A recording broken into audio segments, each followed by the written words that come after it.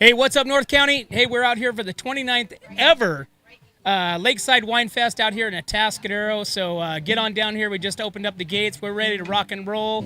Make sure you guys like and subscribe. And we got Josh Cross here with the Atascadero Chamber that is putting on this 29th annual WineFest, Josh. All right, that's right. Tell me about this. Thank you. Well, first off, thanks for having me here today. And yeah, 29 years. Can you believe it? It's amazing. I've had the pleasure of, this is my fifth one, I believe. So they just continue to get more energizing and more exciting every year.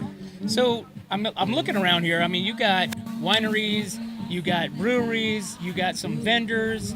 I mean, we got the chop shop over here, and then we've also got wineries and breweries and seltzers inside the zoo. Yeah. So tell me what it takes to put on this kind of production that you guys have out here. Well, we start about 9 months before the festival. We take a little 3-month break, and then we start at it again. And, you know, what it takes is, really connecting with the wineries and developing those relationships with them so that they want to come and invest and pour in our festival. And then, getting all the commercial vendors on board, and then opening ticket sales and being as creative as we can to get people to come here. Most of the people that are here are local, and they are repeat visitors. So they just know that, sometime in June, we're going to have the amazing Atascadero Wine Festival. So what we have is a really special committee of individuals that help put this festival on. And I hope you get to talk to some of those folks today. And yeah, we just work really well as a team. Well, among your volunteers and everybody that helps to put this together, there's quite a bit of people that facilitate this whole operation out here. I mean, yeah. I know you can't name them all, but there's a lot of people out here with boots on the ground. There sure are. I'm so lucky to have Gail Cudlack, who has been doing this for over 20 years. I know, right? But she's still at it, and she still loves doing it. And then Gina Lutz also been doing it for I don't know how many years. Those two are the institutional knowledge. And then you have the younger folks like me that have only been doing it for 5 years. And I have the whole chamber team really who has done it now with me for a few years. So we're getting to be a really well-oiled machine in terms of understanding the logistics and the relationships with the wineries and all the vendors. So we're becoming more trusted and a partner that other folks want to work with. How many wineries do you think and breweries do you think you have here today? Well, I know that we Okay. have 60 wineries and 5 breweries. Wow. I mean, we live kind of in wine country, and there's We do. always something going on the weekends. Every weekend. You're a big part of that. Right. I mean, but you look at something like this, and so these are the guys that are telling you last year that they want to be a part of it this year, right? Yeah. And there's some of them that's been here for 20 years. Oh, absolutely. I couldn't tell you who's been the longest running, but I would say it's got to be probably Everly.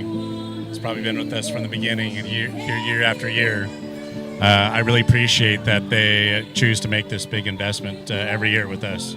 Josh, tell me how you guys do this with the Atascadero Chamber. I know you guys have you guys do a lot of stuff in Atascadero. I mean, you guys are really community driven.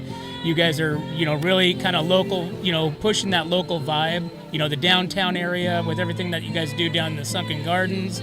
Now we're out here at the Lake Park out here. Beautiful setting, by the way, beautiful weather. It is. But I mean, what else do you guys do? You guys just put on events? Oh gosh, that we wouldn't be a great chamber if we just did events. So our chamber is a lot deeper than that. We do work on behalf of the business community. So whether that's advocacy, ensuring that taxes are not being increased without significant public approval of that, or whatever. Public safety, things that involve the business community. We're constantly talking with leadership, both at the local level and at the state level, about how to improve conditions for businesses. So we do that. We do workforce development, helping employers connect with low-cost or free employees. We do family-friendly workplaces, which allows businesses to get a rating for how family-friendly they are. Like things like allowing your employees off for going to your kids' like parent-teacher conference. You get points for that. Oh, nice. So we run that program. We run a co-working space, which is an economic driver for Atascadero. Which is awesome. It is. It's an awesome, beautiful space. So we are definitely a lot more than just events. Well, I mean, I think that's really important, especially with the chamber. You guys have such a strong base for the chambers and the businesses that are a part of your guys' group out there. But, excuse me, but like what you were saying is, as far as like businesses with grants, and you guys have so much more that you guys offer with the membership. It's not just, hey, be a part of the chamber and thank you. I mean, you guys are really trying to give back to that business owner and give them a value for what they are purchasing in their membership. 100%, yeah. And my secret is I'm a terrible salesman. So I figured if I'm going to sell someone a membership, I feel like I really got to give them something in return. And for me, that's how I can express the value. So rather than just, a transactional membership where, the people join and they don't really hear from the chamber, you're definitely going to hear from us. We have so many programs and opportunities for businesses and to engage with us that the decision to make an investment with the chamber is super easy. Well, like I said, looking out here, Josh, I mean, it's an amazing event. You guys have a ton of people here. You guys just opened up the gates. Yeah. The floodgates, like I said, just opened up, and we're ready to rock and roll until 8 o'clock, right? That's right. The zoo's open, and the proceeds, where does the proceeds from this go to? Yes, we do give proceeds to the Central Coast Zoo. And the past couple of years, I know that's helped with construction of the new macaw exhibit. And I'm not sure what they're using the funds for this past year, but, they definitely assign our name to different improvements throughout the park. And if you walk around, you'll see the WineFest committee on some of the exhibits. So for decades, the committee has been doing this, and we're happy to continue the tradition. Awesome. Are you pretty satisfied with year number 29 here? Oh, yeah. I mean, we got really fun things this year. I mean, we changed our one of our areas to be the Flamingo Garden, so it's kind of pink and flamingo themed. It's super fun and kind of zany in there. We have some really cool, some art pieces, these giant ball things that are reflective and look like grapes. I saw that down there. Yeah, that's pretty cool looking. You got the chop shop over here throwing some axes. Yeah, Matt's doing the chop shop, and that's always popular. Costco's here. They brought a car. And, I also want to give a shout out to the Paso Robles Wine Festival, who at the end of their festival, they had so much water left over that they donated the rest of their water to our festival. Oh, that's so awesome. That's why we have that great Aquapana water here today. Well, that's a great relationship to have. Yeah, I appreciate that. So you have Paso and Atascadero working together for the betterment of the community in the North County. Yeah. So I always say that there's nothing like the North County anywhere in the state of California, maybe even the country. Yeah. But great venue, great place. Weather couldn't be any better than what it is today, Josh. Are you kidding me? My watch is telling me, 73 right now? Oh, gosh. That's perfect. I know. Yeah. This is awesome. Great day for tasting all these different wines, 60 different wineries out here, guys. Get out here, and gates are still open, ready to come in. I got to get to tasting, Randy. Awesome. Well, Okay. Josh, thank you so much, All and we appreciate being out here, and Thank you. we're going to have a good podcast here. That's right. Hey, guys, we're What's Up North County. Make sure you guys like and subscribe. We're going to take a break. We'll be right back. Looking for a top quality concrete coating in SLO County? Hi, I'm Matt Gifford with MGP Coatings, your trusted local expert in durable, long-lasting concrete coatings backed by Pentec's limited lifetime warranty. Whether it's residential or commercial, we deliver expert craftsmanship, premium products, and unbeatable customer service. When we say we make concrete great again, we mean it. As a locally owned, community-driven company, we take pride in transforming garages, patios, pool decks, wineries, and even interior spaces into stunning, functional areas. Are you ready to upgrade your space? Give us a call at 805-952-5301. Check us out on Facebook and Instagram, or visit mattgiffordpainting.com. Join the MGP Coating family today. What's up, North County? This is Teresa Branch with Airflow Filter Service. We are a family-owned business right here in the North County. We have air filters, oils and lubricants, and hydraulic hoses. We provide services that include air filter cleaning, DPF cleaning, and waste oil collection. Come check us out at 1140 Ramada Drive, and we can help you with all your automotive and industrial vehicle needs. Hey, welcome back to What's Up North County, guys. We're out here at the 29th ever Atascadero Lakeside WineFest. Just opened up. If you guys are just tuning in, turn off your phone, get down here, and come check out. We got 60 wineries. We've got breweries out here. We've got vendors out here. We've got axe throwing. The zoo's open. You can check out all the cool animals out here. And Stacy, how many years have you been doing this? Oh God, I think this is my 5th, maybe? This is your 5th year, so you're kind of like Josh. So you're still a rookie. You're still a rookie. Still a rookie, but I'm way more fun than Josh. Tell me about this. I mean, tell me, what do you feel like this is? I mean, we got 75 degrees today. I know, it's beautiful. We got 60 different wineries. Yeah. From all over the North County, right? Yep. So tell me about how you guys are receiving this today. I mean, you never know really how it's going to unfold. We never do. Honestly, the weather is always the part that's really questionable, because we've had those years where you're here and you're like, am I going to make it through the day? 1,000 degrees. Yeah, and then you have the day, it's nice, and then you're looking for your coat at the end of the day. And I would say the last couple of years, it's just been so beautiful, so perfect. People are here with their lawn chairs and their families and hanging out and enjoying all the beverages. It's been really nice. So we're very lucky. So you know the wine industry pretty good. I do. Am I wrong? No, I've been in the wine industry pretty much my whole life, but about 10 years, I usually say. What are some of your favorite types of wines or blends, or what's your favorites? So honestly, I've never really grew up liking white wine. I was always like heavy reds. I like the bold stuff. I want it to like really kind of punch you in the face. But as I've gotten older, I've really been leaning more into white wines, and Vermentino has been one of my favorites. And I recently discovered Denner's Vermentino. They couldn't be here today, but anytime you're in Paso, go check them out, because their whites right now are delicious and super easy to drink. There's a really cool carbonic here today that's in the Flamingo Garden by Little Soul Wines. She does super, super small batches of wine, but really, really tasty stuff. Some experimental stuff, which is really good. So that's a great segue into this. So tell me about some of the wineries that are here. I mean, we've got, just kind of looking across, we have Tolo that's out by the red pandas in the zoo.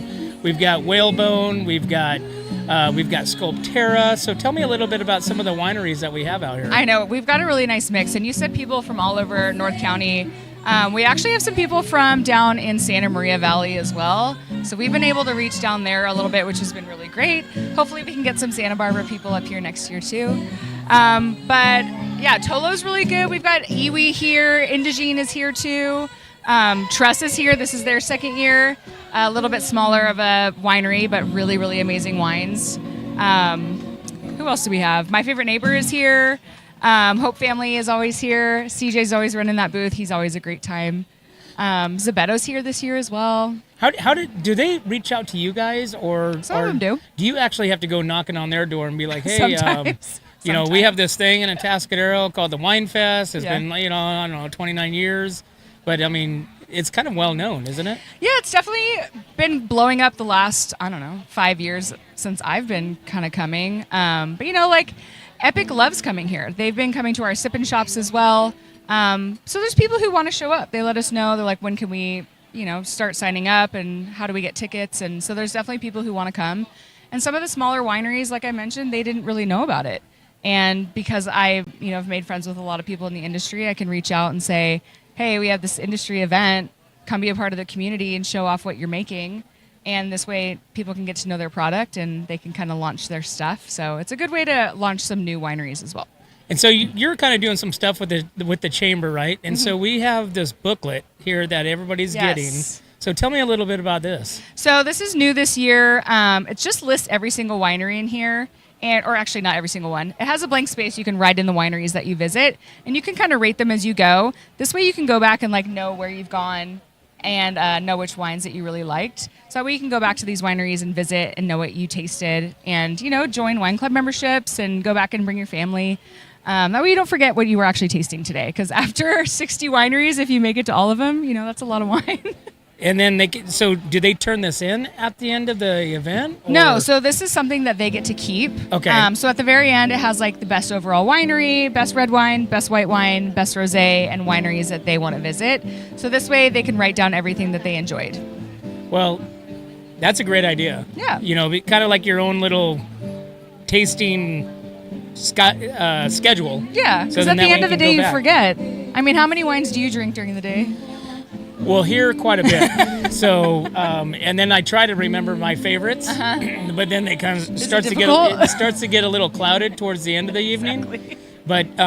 But this is a great way for you to kind of keep track of who you're talking to. Yeah, exactly. And when you walk around here and when you're talking to the different wineries and the winemakers and the owners, I mean, literally, you have that. I mean, you're not packed. You're not packed in, so you have some time to talk and understand. And there's always a story. Absolutely. And I love to hear the story of how, like, the wineries came about. How does people find the North County?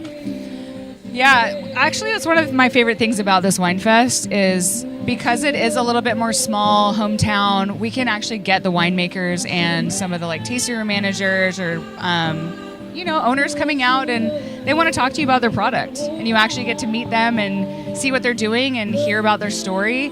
And again, it's not slammed. Like, this is all open outdoors. It's really beautiful. You're not standing in line to get stuff. It's not a drunk fest. It's a little bit more one-on-one, which is really nice. So it's more of a community event, but you get to know everybody and make relationships. It's really fun.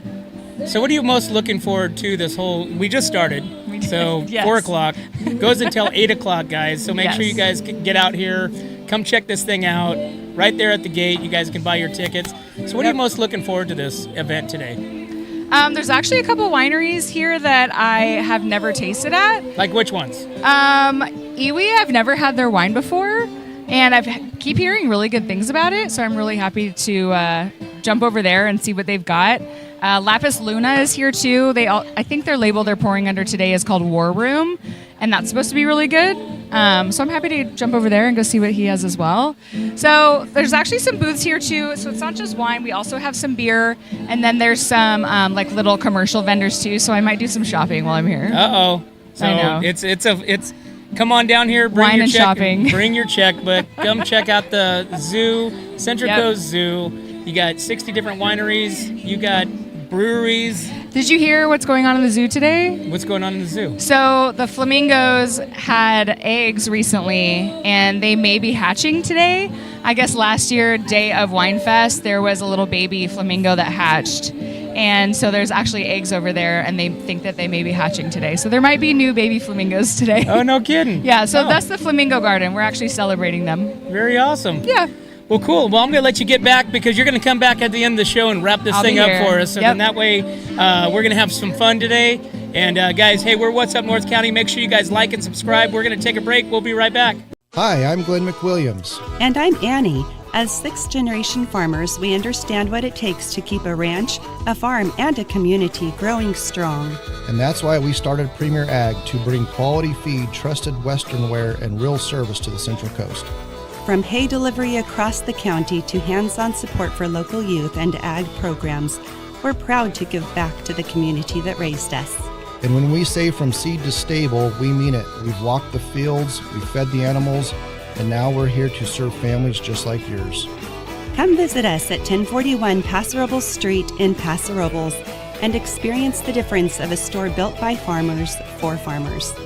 From seed to store, where quality meets country. Hi, this is Dave Story, small game hunter with Story Termite and Pest. We're a full-service termite and pest control company. From rodents to termites, we can take care of all your pest control needs. Call today, we can tailor a pest control program that will meet your needs and budget. Contact us at 805-460-0650 or at storytermite.com. Remember, we don't have customers, we have friends.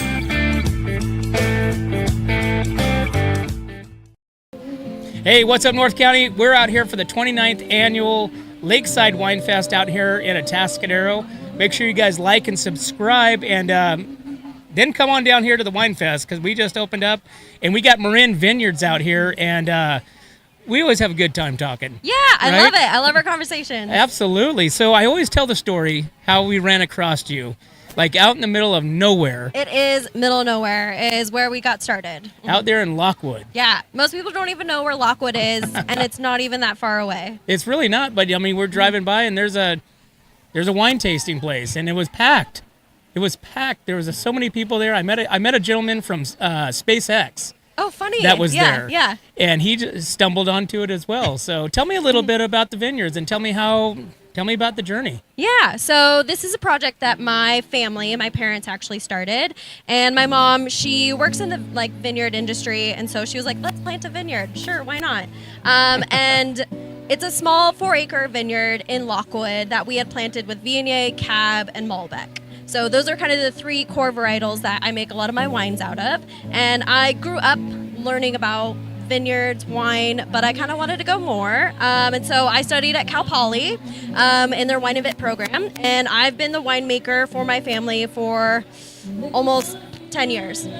No kidding. Yeah. So what about your parents? Were they making wine at all, or they just? So they just kind of had consulting winemakers, and this is really a side hustle. But I'm trying to make it into a full-time hustle. No kidding. So you guys, you moved from Lockwood. Now you're in Atascadero, correct? Where are you guys located in Atascadero at? So we're on Entrada, which is basically the heart of downtown. And the reason why we moved the tasting room to Atascadero is because I live here now. And I feel like big city living, like I can get pizza delivered to my house now.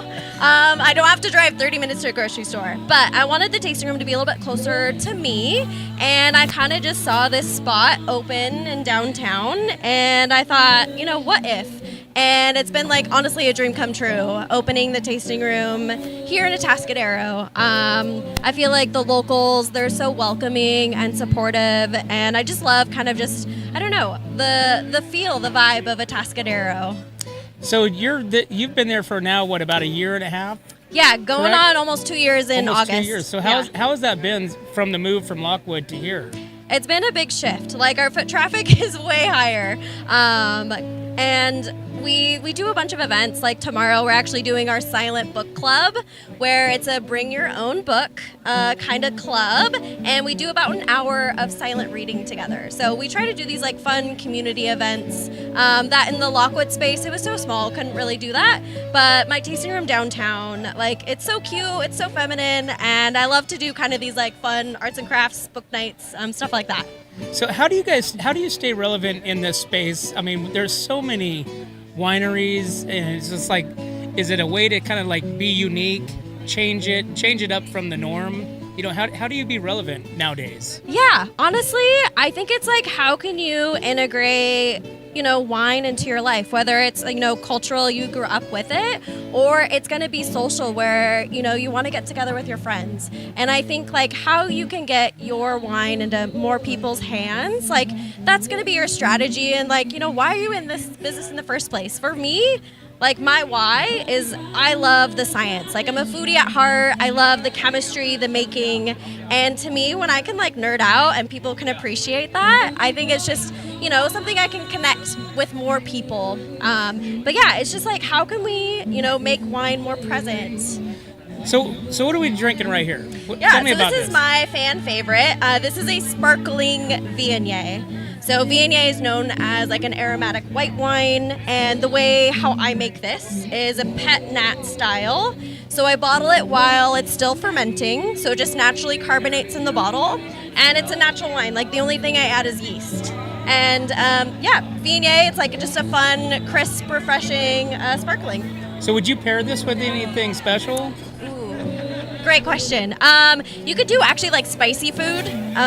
So if you're doing kind of an Asian, maybe spicy chicken, or Thai food, something bright, acidic, and it holds up with spices as well. So I always liked your wine because it's so mellow. Thank you. There's not a whole lot of aftertaste, but it's just enough, and it's so refreshing, especially today. I know, exactly. Yeah, this one I brought extra bottles for because I knew this is going to go fast. How many years have you been doing the Atascadero WineFest? This is only my second year. Second year. Yeah, so still kind of getting the lay of the land, but I love the crowd, and it's a lot of locals, and it's a chance for, exposure, and to say, hey, I'm here in Atascadero too. How does people find you? So probably the best way is Instagram. It's where I'm the most active. So you can find us Marin's Vineyard on Instagram or the website. I'll try to keep it up to date with our events and what our current tasting menu is. And then your silent book club is what days? Tomorrow. Tomorrow, so every Sunday? It's the second Sunday of the month. Second Sunday of the month, silent book club, which I'm going to ask the question, but just because it might be different. Yeah. But you just read, nobody talks? Is For about an hour. Okay. Yeah, exactly. All right. Just making sure. I didn't know sometimes some people would say there's different the things. San Luis Obispo Silent Book Club, and that's usually a little bit more social, not a lot of like silent reading, but we try to dedicate 1 hour of just reading together, and it's kind of a nice like reflection. You kind of lose yourself in your book, and then once the hour is done, I have a little chime, and you kind of like wake up, and you're like, wow, I'm with my friends again. That's awesome. Yeah, it's fun. Well, thank you so much for coming on. I really appreciate it. I'm Cheers. going to let you get back to your booth because we're just getting started out here at the Atascadero Lakeside WineFest, 29th year, guys. Get on down here. And website? marinsvineyard.com. All right. So Marin's Vineyards right here. Come down and check it out. We're going to take a break. We'll be right back. Your home is your castle. It keeps you safe when the weather's rough. But if you're not taking care of your roof, things could get a little wild. 1776 Roofing with RoofMax will fix up the rough spots, treat the shingles, and give it years more life at a fraction of what a new roof costs. At TLC, your roof needs now. Call 805-900-1776. When it comes to comfort, trust the team that's been keeping the North County homes cozy since 1995. At Templeton Heating and Air Conditioning, they're your hometown pros right here in Templeton. From tune-ups to repairs, remodels to new construction, even duct replacements and attic ventilation, they got you covered. Call your neighbors at 805-434-3741. Templeton Heating and Air Conditioning. Local, trusted, dependable. Hey, welcome back to What's Up North County, guys. Make sure you guys like and subscribe. We're out here at the 29th Annual Lakeside WineFest out here in Atascadero. And if you're not here, close your phone, drive on down here because it just opened. It's going until 8 o'clock. And we're talking with Paul and Eric here about tickets. We're talking about the Chamber. We're talking about WineFest, guys. Thanks for coming on. And can't wait to hear your stories, man. Absolutely. So, Paul, I'm going to start with you. So you have the 805 Ticks, right? 805. My 805 Ticks. My 805 Ticks is owned by New Times Media. Okay. But I'm the sales director and the great Oz. So you got the tickets for everybody that's coming in today. Absolutely. I saw you up there. Yeah. We got everybody in curtain. super quick. We got everybody in within the half hour. That's great. Yeah. Maybe we should look into for like the fair or some other stuff for having you there, right? I'm a good guy for that kind of stuff. Awesome. Eric, so this is the 29th. So how many you've only 29. You're pretty new here. This is my third WineFest now. Okay, so I'm gonna find the most youngest one that's been out here. Now you are now there. I might be there. You are the rookie. I take the cake. Yep. Right. So tell me what you think about this. Oh man, what an event! It's always a special day. So fun. Camaraderie super high amongst the staff right now. I'm almost speechless because our volunteers as well. Paul here with the tickets. Everything was just so seamless today. So, yeah, overjoyed. So, Paul, tell me a little bit about my 805 Ticks. I mean, you've been doing that for quite some time, right? Like 9 years now. Yeah. So, how's that been? And you put on your tickets. Your program feeds a lot of the tickets and a lot of the events around here in the North County. All over SLO County, from like New Time serves from like Paso Robles down to like South County, and then we have the Santa Maria Sun that goes from like Napomo all the way down into like Vandenberg and into Santa Ynez. So we have a big range. Wow, you have a that big we serve. footprint. We do. So, yeah. But not only that, you have a little music background too, right? Little music background. Tell me about that. I've been, I started out in 4th grade and doing a play. Decided I liked it. I've been playing music. I play trumpet, and I've played in bands on the Central Coast for 40 years now. Wow. And reggae music. I've got my current band right now is Zongo All Stars. We've been lighting up the dance floors on the Central Coast since 2007. So No we've kidding. been around for a while. I've been playing some reggae with Eric Cotton and the One Love Bomb band, like a Salinas-based band, but down here too. And That's awesome. yeah, it's fun. So Eric, second year into this. So tell me what your thought is on the second year. Second year. Let's see. Well, third last year was third year. Okay, third year. This is my third year now. This is your third year. Yes. So from your first year, tell me how has it progressed into the third year right now? It has progressed for sure. Just with the additives of the Flamingo Garden, all the little details going on over there. It's progressed a lot just with vendors and commercial spaces, the zoo, 61 plus wineries, plus 7 breweries. So we're at a steady pace. We're at a healthy growth right now, but still keeping it local, which is super special to Atascadero, I think. It's kind of the people's wine fest, I like to say. So, yeah, it's just good, So Eric, tell me what you do with the Atascadero Chamber. Right now, I'm doing.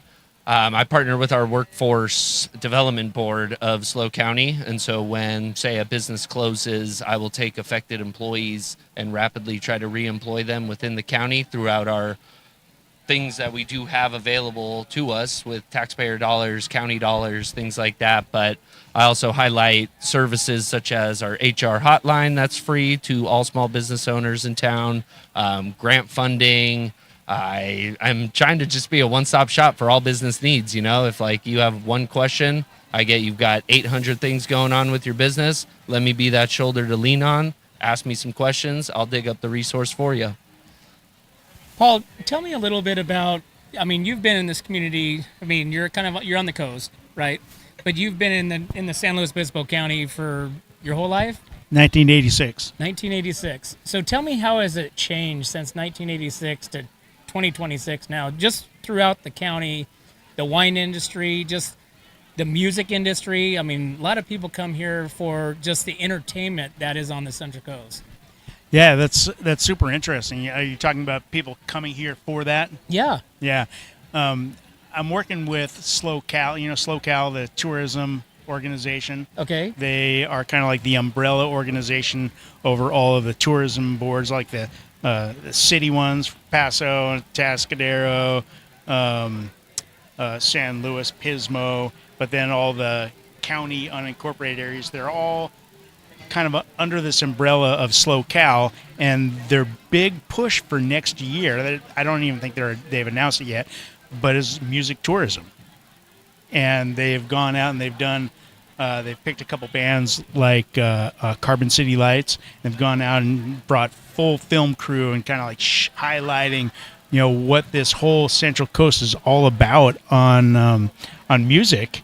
And they're pumping it out all over the world to come to the Central Coast for the music. And it's been interesting. Yeah, I have been doing this for 40 years, and I've definitely seen the ebbs and the flows of the scene. And where do you think we're at right now? I think we are at a peak we've never seen before. I've never seen as much happening ever, as long as I've been here. Because it's almost like all these different venues are bringing in some sort of music. Yep. Whether it be a small stage, whether it be a kind of a bigger stage like Barrel House, whether it be a massive stage like Vina Robles. It's just like everybody is, and there's so many, and we got Danny out here singing. There's so many different musicians. I couldn't tell you how many musicians that I know, and a lot of them are part of other bands as well. Yeah. And they're always playing from somewhere, whether it be at a winery, whether it be at a brewery, whether it be all kinds of different places. I've tried to count up all the different venues in SLO County, and at last count, it was like 280 something. No kidding. No kidding. And by venue, I mean anything that's presenting live music. Yeah. Be it a concert series, cafe, amphitheater, whatever. Well, you used to have like something that would kind of keep track of like all the musicians that are playing at different places. Yeah. Do you still have that? Well, funny story. I tried this past year because it was ready for a refresh. I hadn't done it since pandemic. Okay. And so I was thinking, this got to be pretty easy. I know most of the bands, just got to do a little bit of refresh. And you know what I found is like about 150 bands disappeared from the Central Coast over the pandemic. Really? Yeah. And then you know what else happened? Another 150 came back. Do you think they morphed into Yeah. another band? Yeah, Like for a different sure. Name? Yeah, different bands, a lot of the same players, different players doing different things under different names.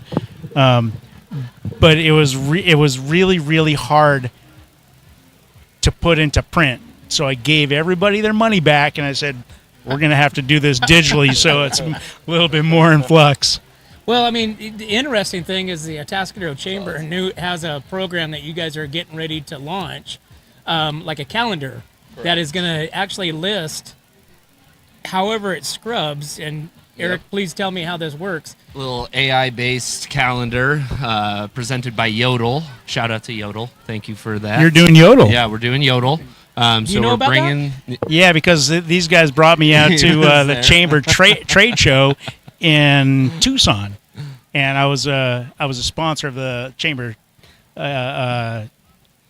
event in Tucson, and Yodel was one of the presenters as well. So I got deep into Yodel conversation. Awesome. Yeah. So Paul is no stranger to Yodel. So yeah, we are getting ready any day now. Now that WineFest is happening and getting past us, we're about to start launching it. We have our onboarding with it next week. So after we get trained up, learn how to do it, we will be launching that. And so it'll be a one-stop shop for all your event needs. And it's going to be such an easy resource to find out all the different things that are happening in our North County. So Eric, walk me through the calendar. So can somebody type in music, food? Yep. You can search by that. You can search by just happenings. You can search by the day, like location. Sunday, 17th of August. What's happening? You can see that.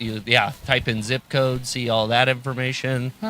So basically, if you have your event online, we will be able to scrub that with AI data bots, however that works, and then it puts it on our calendar to then have that landing page. But hopefully we're in the works of developing its own separate landing page as well, opposed from the Chamber website, just so people can have multiple opportunities to find such events going on. Because I know you guys have been doing some beta testing for the last Yes. couple weeks. Has that been satisfactory for you guys? It has. There's a couple hiccups, of course, like bingo at the Chinese food restaurant, and we know that they're not doing bingo, but Wildfields is definitely doing bingo. So little things like that, just dialing in the little bit, putting some human touch on it, as we like to call it, because it definitely needs a little human touch. So we'll be monitoring it, scouring all corners of North County based on zip code, basically. So put your events online, and we'll be able to have it there. Awesome. Yeah. Well, Eric, thanks for coming on. Yo, Absolutely. Paul, you got something? Yeah, so on that same note, I've been curating an events calendar, primarily music, Big Slow, on the Central Coast for like a decade now. And so you can go to bigbigslow.com and catch music from Paso to Santa Barbara. And what's going to be an interesting thing, I think, for the Chamber and their Yodel experience is that there is so much happening out there. Yes. It really requires some curation. Absolutely. I agree It with does. that. So, like, maybe we don't want to talk about the bingo down at the thingy. That's why we're beta testing. Yep, there's just a lot going on. Yeah, so Awesome. I'd be excited to see how that's working. Very good. Awesome, Paul, Randy. Okay, thank you, great to sir. see you, man. Thank yes, you. sir. Thanks for having us. My805tix.com. My805tix.com. Awesome. Guys, hey, we're What's Up North County. We're out here at the Atascadero Lakeside WineFest out here for the 29th year. Make sure you guys like and subscribe. We're going to take a break. We'll be right back. Atascadero isn't your standard getaway. We're unique, just like you. We're growing, transforming, and figuring it out as we go. We're a town filled with innovators, artists, makers, and game changers. We're a little bit country, a little bit funky, and always authentic. We're here for your good times, your slow times, and your changing times. We are all in Atascadero. Come see for yourself. Learn more at visitatascadero.com.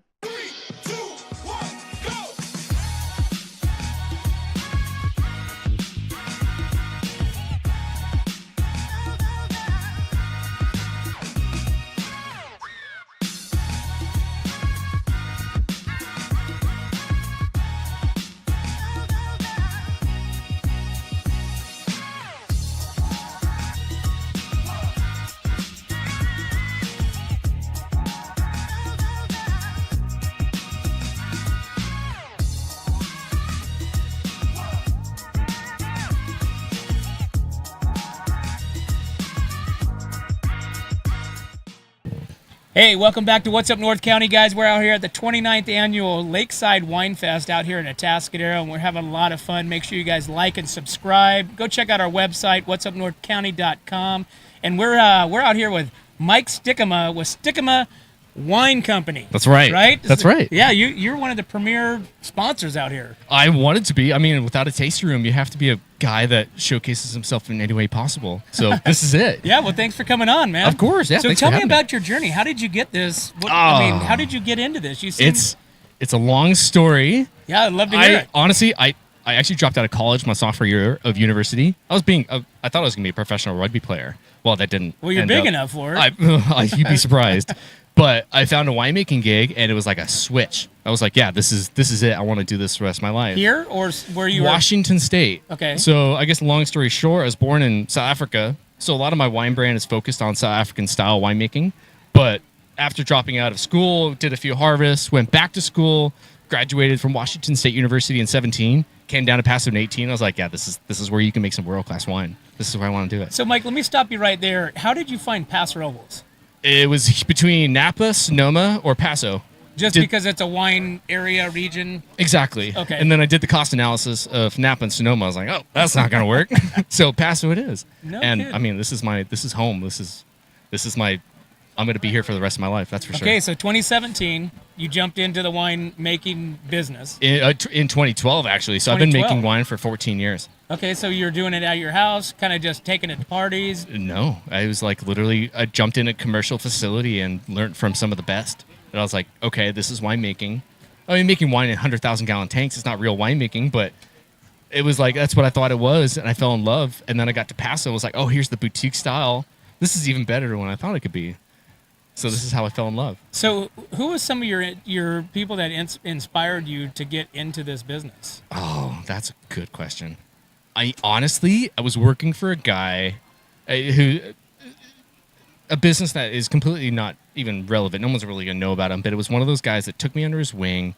He lit a fire under my ass. I was like, what are you doing with your life? I was like, I don't know, man. He's like, you like winemaking? Go get your fucking degree. Sorry. I shouldn't swear. It's all right. Go get your degree. Go get your stuff organized and come get a job like mine.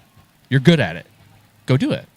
And that was like that kick on. So that was 2012. That was in 2013, actually. Yeah. No kidding. So I did one vintage, met this guy, and by 2014, I was back in school. And then how'd that go? I mean, I graduated, so I figured it out. So you went back into school for the wines, learning did. the wines, Yeah. and learning the different ones. And then how did you land on the blends that you're making? Oh, that's honestly, that was a second light switch. I was working for another guy who was making this particular blend of Grenache, Syrah, Mourvedre. It's GSM for short, right? It's a very old school French style winemaking. The guy was French. It was one of those, oh my God, this is the best wine I've ever tasted in my life sort of thing. If I ever make a wine, it's going to be that. Well, let's taste it, man. Yeah, let's do it. Yeah, for sure. So tell me about it. There's very few people who focus on GSMs as their flagship. So real quick, Mike, tell me what GSM is. GSM is a blend of Grenache, Syrah, and Mourvedre. Okay. Very simple.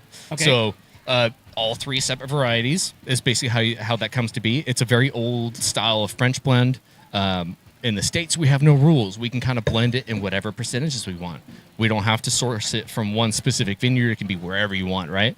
As long as it's a 23, as long as it's within 95% of that 95% of the grapes of that 23 vintage, I can call it a 23 GSM. Nice. So that's how you figure it out. So this is cheers. Yeah, this is your only blend that you make? This is my only blend, yeah. This is it. This is it. You're kind of like an in and out to where you just have one product that you focus on. I'm niche. This is awesome. And what I basically showcase my skill set in my single varietals.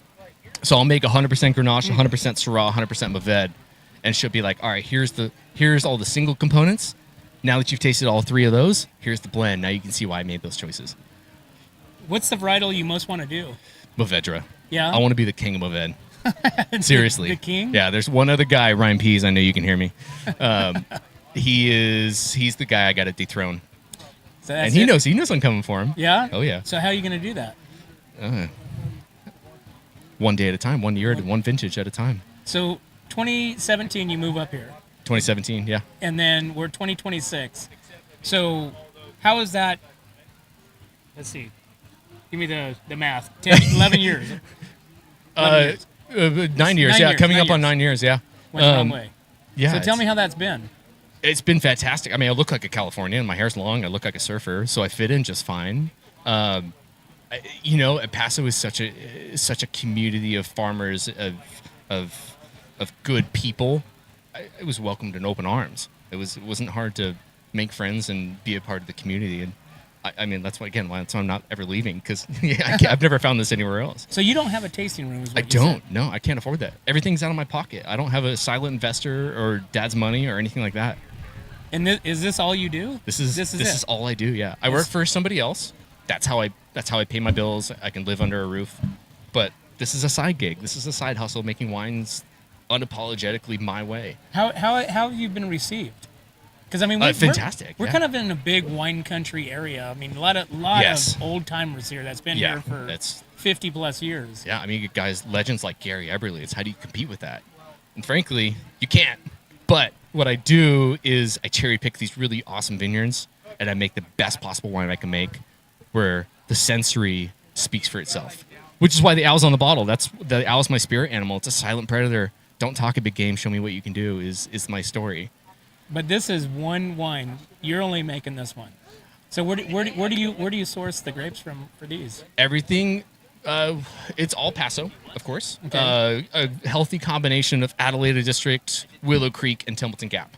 That's basically where I find that I can get every single component for different reasons to create the best possible version of this. Interesting. Yeah. So do you have any projection to expand off of this, or do you want to expand, or you're just going to stay in this lane? I would love to expand. At the same time, I do a once-a-year wine club release, and it's healthy, it's organic, without the stress of overhead.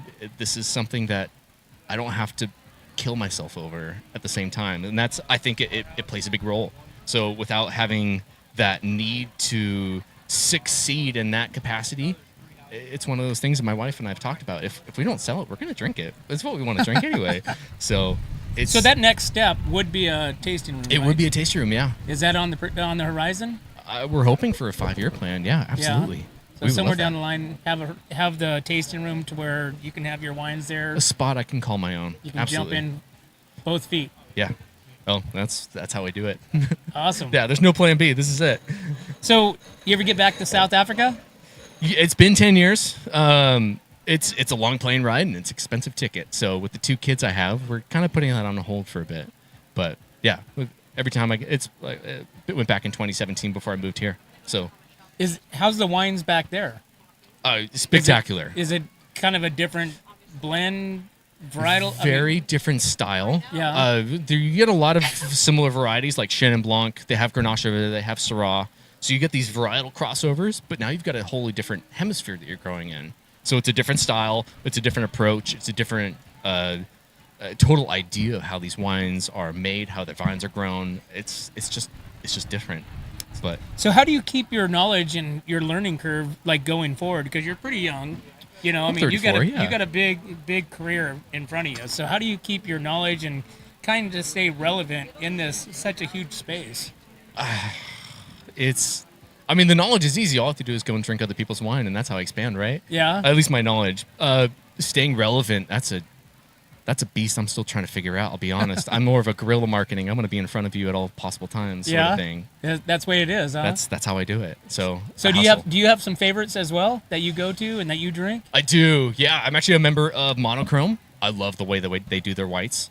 I love Kaliza. I love their depth, the weight, the volume that their wines carry. It's big, but man, they're smooth and good.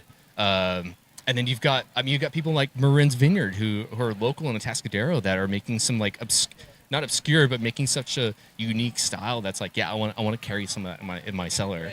But there's so many guys to name. Everybody's doing such a good job. It's such a cool space. I mean, especially being out here at the Lakeside WineFest. I mean, you have such down to earth people like yourself. Yeah. You come on here. I mean, it's just the journey of it. And it really is a journey. Oh yeah. You're taking that journey every single day. You don't know what the day brings, but it's a fun journey. Yeah, get out of my head. Awesome. Well, Mike, how does people find you? honestly, you have to know who I am. You have to know how to spell my name because there's no storefront. You have to get my card. You have to find me on the digital website to even know where to go. Well, tell us. I mean, how do you? Is it? Where are you at? Instagram, Facebook? Instagram, Facebook, website. I'm an associate winemaker over at Calesta in Eastside El Pomar district, off 10 minutes off the 101. Yeah, it's not too bad, but that's where you find me physically. And apart from that, it's just wherever I can be, I do events as much as I can to get my name out there. Awesome, man. Well, thanks for coming on. I'm going to let you get Brady. back over to your Sounds booth great. there. And guys, hey, we're What's Up North County. Make sure you guys like and subscribe. We're out here at the 29th Lakeside WineFest out here in Atascadero. We're going to take a break. We'll be right back. Looking for a top quality concrete coating in SLO County? Hi, I'm Matt Gifford with MGP Coatings, your trusted local expert in durable, long-lasting concrete coatings backed by Pentec's limited lifetime warranty. Whether it's residential or commercial, we deliver expert craftsmanship, premium products, and unbeatable customer service. When we say we make concrete great again, we mean it. As a locally owned, community-driven company, we take pride in transforming garages, patios, pool decks, wineries, and even interior spaces into stunning, functional areas. Are you ready to upgrade your space? Give us a call at 805-952-5301. Check us out on Facebook and Instagram, or visit mattgiffordpainting.com. Join the MGP Coating family today. What's up, North County? This is Teresa Branch with Airflow Filter Service. We are a family-owned business right here in the North County. We have air filters, oils and lubricants, and hydraulic hoses. We provide services that include air filter cleaning, DPF cleaning, and waste oil collection. Come check us out at 1140 Ramada Drive, and we can help you with all your automotive and industrial vehicle needs. That one. Hey, welcome back to What's Up North County, guys. We're out here at the 29th Lakeside WineFest out here in Atascadero, guys. Hey, we're just getting started, so come on down here and make sure you guys like and subscribe. And we got Frankie here, Sculptera. He's a little jack of all trades. He's involved with everything. And you changed your shirt from the last time that I saw you. I just saw you, 5 minutes ago? Frankie, you are a heck of a character, man. Thanks for coming on. Hey, Randy, it's a pleasure, and I appreciate it. But just to remind, we do have a major event going on right now. It's World Cup Soccer. It is. Where Mexico won on Thursday, the first game. USA team also won yesterday. Beat. So we got both Mexico and USA. They're both in it to win it. All right, let's do it. So, yeah. So, Frankie, tell me a little bit about the wines. Tell me about this industry. Tell me a little bit about the journey. I mean, you have a little bit of, your foot in a little bit of different parts of the pool, man. So tell me about this community that you live in. Well, this community is a beautiful community. I believe that you and I are blessed to be where we're at. I live in Paso Robles. I consider myself a local Paso Roblan. I'm a former Bearcat also. And it's just beautiful being a part of this area that we're at. It allows just the weather and our different territory of dirt that we have that allows different vineyards to have different kind of wines. Spanish style wines. People would think, California, it's American wines, but you can have Spanish style wines be made here in California, in Paso Robles, because that soil we have, that dryness in that dirt, that rock allows it to be done. I think it's awesome. I think it's beautiful. It's like no other place on earth. Absolutely. So, Sculptera. So tell me a little bit about Sculptera. Sculptera is a wonderful company to be a part of, be associated by. It got started by Dr. Frankel, who is the owner. His wife and him came in and bought some property in Paso Robles and established the winery. And through that, also his son grew up in the vineyard. That was his place, and he grew up and ended up going to Cal Poly San Luis Obispo. And now is the winemaker that you met last time at our last interview, Paul. Yeah. And so tell me about the different varietals that you guys have at Sculptera. We have plenty of varietals. We do Cab. We have different blends where we do Primitivo, Cabernet, Sauvignon Blanc. We also do whites, like this one. This is a Viognier. I'm going to start you a little taste of this. All right, I know ready. you already been starting doing this whole festival thing. But we're going to do a little white one first, all right? Sure, let's do So it, really man. quick, I'm going to walk out and come right back in. All right. Hey, guys. Hey, we're What's Up North County, guys. And make sure you guys like and subscribe. We are getting a taste test right here on the show today. And we have Frankie out here. He just changes it up. I mean, he just makes sure that he's always just keeping us on our toes. That's right. As you can see, I got my Sculptera shirt on. Absolutely. That other shirt I had earlier on is from the Chivas. Is a national football team, soccer team. We say football in other countries besides the U.S. Chivas has 5 players that are in the national Mexican team that played on Thursday. Okay. That's why I was wearing that shirt. But that's also who I'm a fan of, and that's where I was born, the city of Guadalajara. All right. In Jalisco. So let's try some wine. Yes, sir. So tell me a little bit about this wine as we're pouring this thing here. So go ahead. So what we got here, this is a Viognier wine that this grape is grown in the estate. What is estate? It means that that's all fruit was grown at the property itself. It's not outsourced. Okay. So this is going to be a lighter wine, obviously, right? Compared to like we're going to taste here. But Yes. for today's like 85 degrees, perfect weather for it, right? Exactly. And this white, this Viognier, this is great with seafood, with mariscos, with cocktail, cocktail de camarón, it's delicious with all seafoods. It's a great blend. It's crisp. Go ahead and smell it, taste that. It's very crispy. And it's also a little bit of sweetness, but not too much. It's not too much. Exactly. Which is important. And then the whites, you always serve them ice cold because it's more refreshing. Like right now, look at this beautiful weather Right, we got 85 going on. degrees. It is amazing out here. So on this hot weather, you need a good, delicious, white, crispy, delicious wine. So at Sculptera, what is that one of your most sought after wines, or are they looking for other stuff? I mean, has it changed from whites to reds? I mean, where are we at this time of year? It's not more sought out. I think it's both. It's on the individual. You got those people that like lighter white wines, and you All the got time, all year others long. that prefer just reds.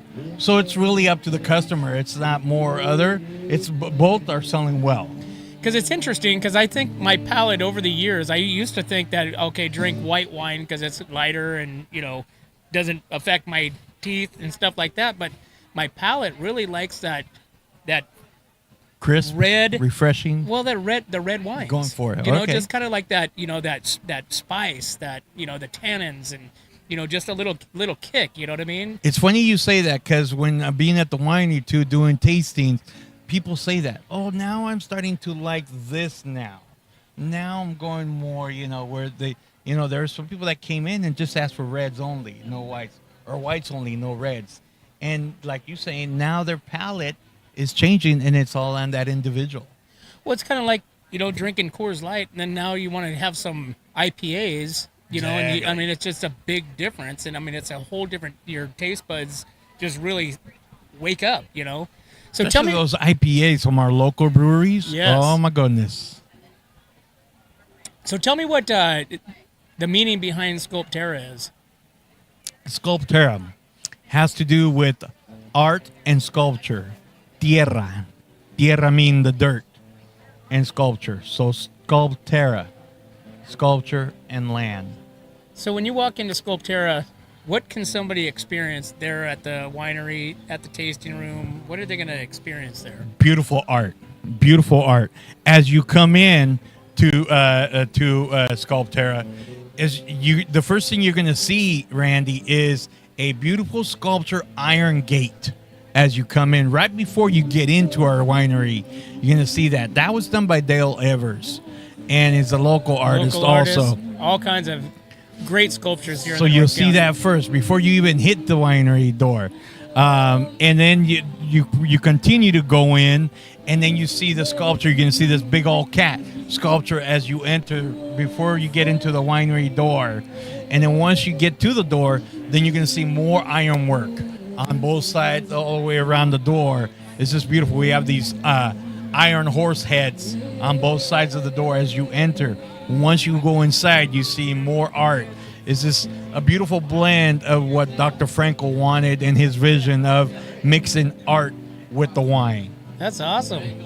So, Frankie, tell me a little bit about this wine here, because this has a huge meaning behind it, right? Yes. So this is the second label that's also produced by Sculptera. And this is all on our winemaker's Paul's idea to put the worker's face in front of the label as a thank you to the worker. That's what it was. It was a big party celebration, and they were just going to make wine for them, for the employees during the employee parties. But then some people saw it sitting back in the wine tasting room and they were asking for it. We're like, can I try that? Well, can I have that? But it was just 2 bottles that were in the back shelf, not to be sold. Really? But because of that, then Paul decided to put this new label on and called it Héroe, which is a hero of that individual that's working in and day out, sun in, sundown, all day long, providing us what's inside the bottle that we're going to taste next. That's a great one. Let's taste that thing. So I'm going to put this over here. Tell me what's inside this one. This one has cab. So we do cab on this letter level. We have 4. We have Primitivo, which is a blend. And then we also have Viognier, just like the one you tasted, Viognier, but we also have it on the same label of Héroe. So this here, you guys can get this at Sculptera, right? And there's other places throughout the North County that are actually having this wine on their menu as well. Sculptera, our wine members. But no, we have it in all the local stores. We have it on Food for Less. We have it on Smart and Final. I have it at Albertsons. Any and all stores. We also in some hotels and some restaurants also. It's just the word is getting out there, you know, that people like having and serving local vines. That's amazing. And tell me how you guys stay relevant in the North County with the wineries, and there's so many of them out here. Just being a part, like these WineFest out here, just kind of making the name, staying on top of mind awareness. I think also just providing the service and the wine and allowing people to taste, and you know, and then they're the ones asking. Like right now, I was serving at our booth. People kept coming in. They're like, hey, I'm hearing about your wine. I'm hearing about this figurine. I'm hearing about your cab, your Héroe bottle that you have on there. Can I taste it? I'm like, yes, that's what we're here for. So it's word of mouth getting out there. But then also on this label, something I didn't tell you is proceeds of this sales go to our nonprofit organization. We provide free medical care outside to different countries because, like I said, the owner is Dr. Frankel. And we provide free medical care to different countries. Started in Baja, but then we're going to different countries providing free medical care and getting volunteers that we know that have worked with him and try to get medical supplies and medical care to people with need. Wow, that's awesome. That's a great story. Frankie, thank you, Randy. Thank you so much, man. Appreciate we'll let it. you get back to your booth. How does people find you guys? Oh, we're all over. We're on social media, Sculptera. We're on Facebook. We also have a podcast, Sculptera, on YouTube. There you also, go. we do that, and Instagram. So come on in, check us out. Stop by the winery and let them know that Uncle Frankie sent you for a discount. Uncle Frankie's giving discounts, guys. That's right. Hey, thanks for coming on. Hey, we're What's Up North County again. Make sure you guys like and subscribe. We're going to take a break. We're going to be right back. Your home is your castle. It keeps you safe when the weather's rough. But if you're not taking care of your roof, things could get a little wild. 1776 Roofing with RoofMax. We'll fix up the rough spots, treat the shingles, and give it years more life at a fraction of what a new roof costs. At TLC, your roof needs now. Call 805-900-1776. When it comes to comfort, trust the team that's been keeping the North County homes cozy since 1995. At Templeton Heating and Air Conditioning, they're your hometown pros right here in Templeton. From tune-ups to repairs, remodels to new construction, even duct replacements and attic ventilation, they got you covered. Call your neighbors at 805-434-3741. Templeton Heating and Air Conditioning. Local, trusted, dependable. Hey, welcome back to What's Up North County, guys. We're out here at the 29th annual Atascadero Lakeside WineFest out here at the Atascadero Park. We are just kicking it off, so if you guys are watching, come down here and check out. We got over 60 different wineries. We got breweries. We've got all kinds of stuff, and we've got Jose here with Eberly Winery, which is a, my gosh, hold on. This is like the GOAT of the North pretty County, much. right? We're a staple in the area. I mean, Gary started the winery in '79. The first wines that were produced from the vintage there on the property, '82. So a few years now in the business, and still family owned, still trucking. And Jose, how long have you been with Eberly? so I've been working for Gary and Chris Eberly, no relation. Just I know, isn't that so they weird? happen to share the last name. Gary hired actually both of us in 2015. So, Okay, so we've been working 11 together. years. Yeah. Wow. This is going to be our 12th harvest together. It works. It's a good team. We're still family owned. We are right around 20,000 cases. So not a lot, but not a little for a two-man team. But we amazing. make it work. How's that journey been for you for the last 11 years, Jose? So slowly we've grown. So we used to be three of us. It was Chris. We used to have another assistant winemaker, and then myself as the cellar master. We've consolidated to myself and Chris. So it's basically Chris, and I'm just his assistant and cellar master. Over the years, I've been able to help Chris make more decisions, and he gives me more opportunities to put input into the wines, which has been great because it makes you feel like you're doing more than just grunt work. So did you have that wine experience before you started with Eberly? I grew up in vineyards. My dad was in the vineyard industry. I like that, but it wasn't what I wanted to do. It was more fun to be indoors.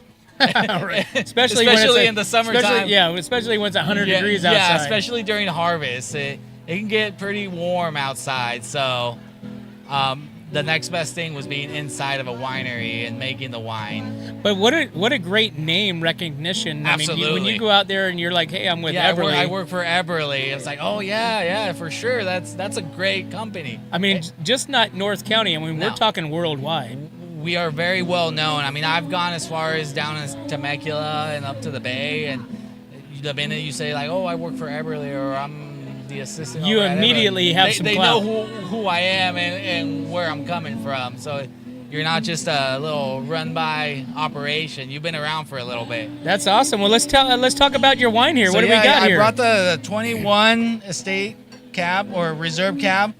Is this your staple? Our Estate Cab is going to be our staple, but yeah, we're definitely known for our Reserve Cab. It's not every year that we are going to make a Reserve Cab. It definitely has to be a Reserve year.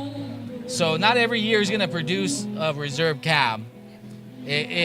So once we decide that it's a Reserve yield or the yield is going to produce a Reserve grape, we'll isolate those barrels. So those barrels will get special treatment. They get special barrels. They get babied a lot different than our regular cab. So do you have obviously the vines that are your reserve? Yes. That's the golden child. Yes, and those vines. So the Reserve Cab is only going to come from the estate. Okay. From where the property is planted and where the winery is. We have other properties in the area that are considered. That could be considered estate partners and whatnot, but for the grape to be a Reserve Cab, it has to come from the property right there itself. So your stake on this with the cab. This is your. Is this the Reserve? No, this is the Reserve. This is our Reserve. Oh wow! Yeah. So we're drinking the Grand Poobah Yeah, here. we are. Oh my gosh! No wonder why it's so tasty here. Yeah. So what are the other varietals that you guys? So the other varietals that we Turn this grow around. on the estate are going to be Chardonnay, Viognier. We have our Muscat Canelli. We're probably one of the last few that still have Muscat Canelli growing on their property and actually make wine out of it. Is there still a big draw for that? There is. Really? And the main draw is going to be for your younger or new winemaker, or not winemaker, wine drinker. So that's kind of like the push. Not everybody wants to start off with your heavy red. So they kind of start with a semi-sweet, something that's going to kind of push them into the wine. And so they'll start with like a Muscat Canelli. Which Really? That's ours interesting. Ours is a little lighter. It's not going to be like overly sweet, very, very subtle sweetness, but it kind of still gets you in the door to wine drinking. At least that's awesome. what I've seen with some people. They'll say like, well, I'm not really into wine yet. What do you have? And I was like, well, try this. And sure enough, I mean, it works. So at the tasting room, is that where they start with the tastings? Like your, you go through your different wines. Yeah. Do they start with the mezcal? So not always. Muscat? Not always Not the will they mezcal. start with the Muscat. Some people already have tried it and they say it's not for me. But Because it's really sweet. It is. It's sweeter for sure. It's not like say like Stella Rosa, Right. Like where it's like super super sweet. But ours is very crisp and it's still sweeter. It's good like for the springtime, like on a really hot day. You throw it in the fridge.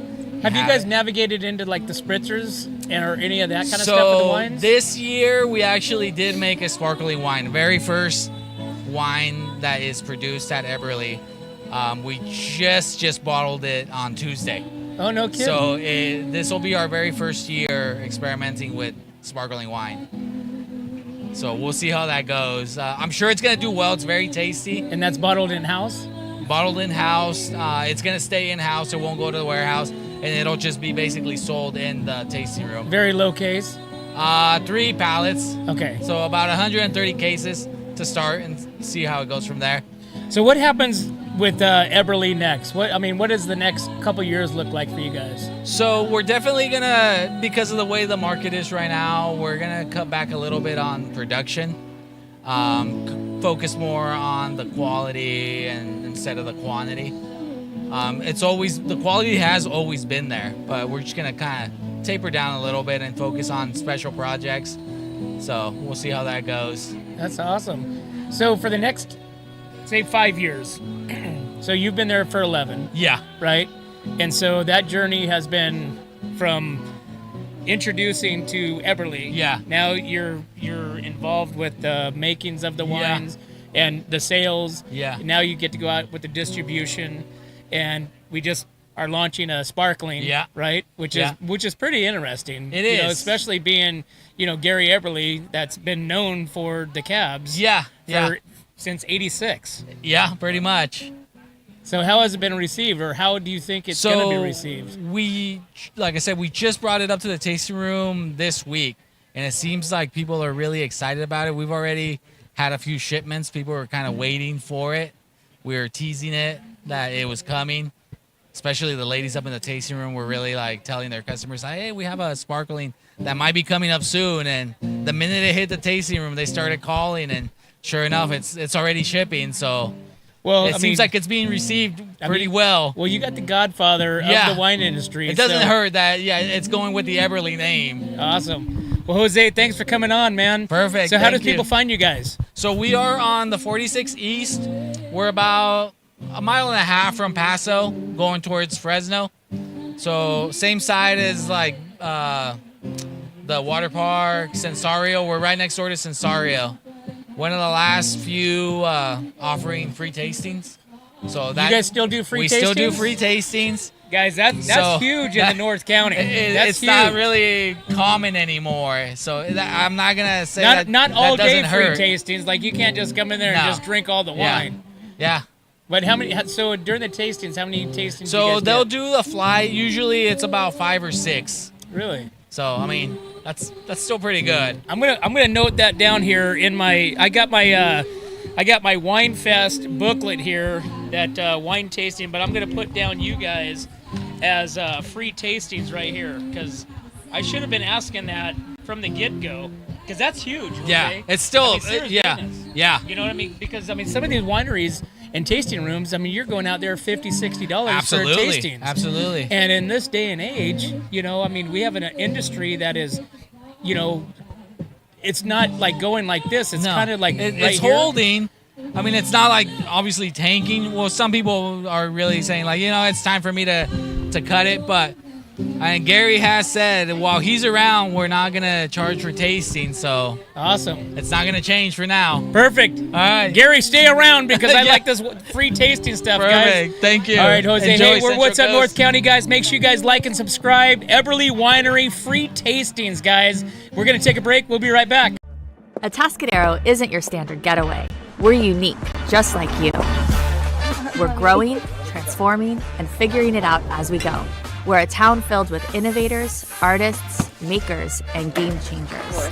We're a little bit country, a little bit funky, and always authentic. We're here for your good times, your slow times, and your changing times. We are all in Atascadero. Come see for yourself. Learn more at visitatascadero.com.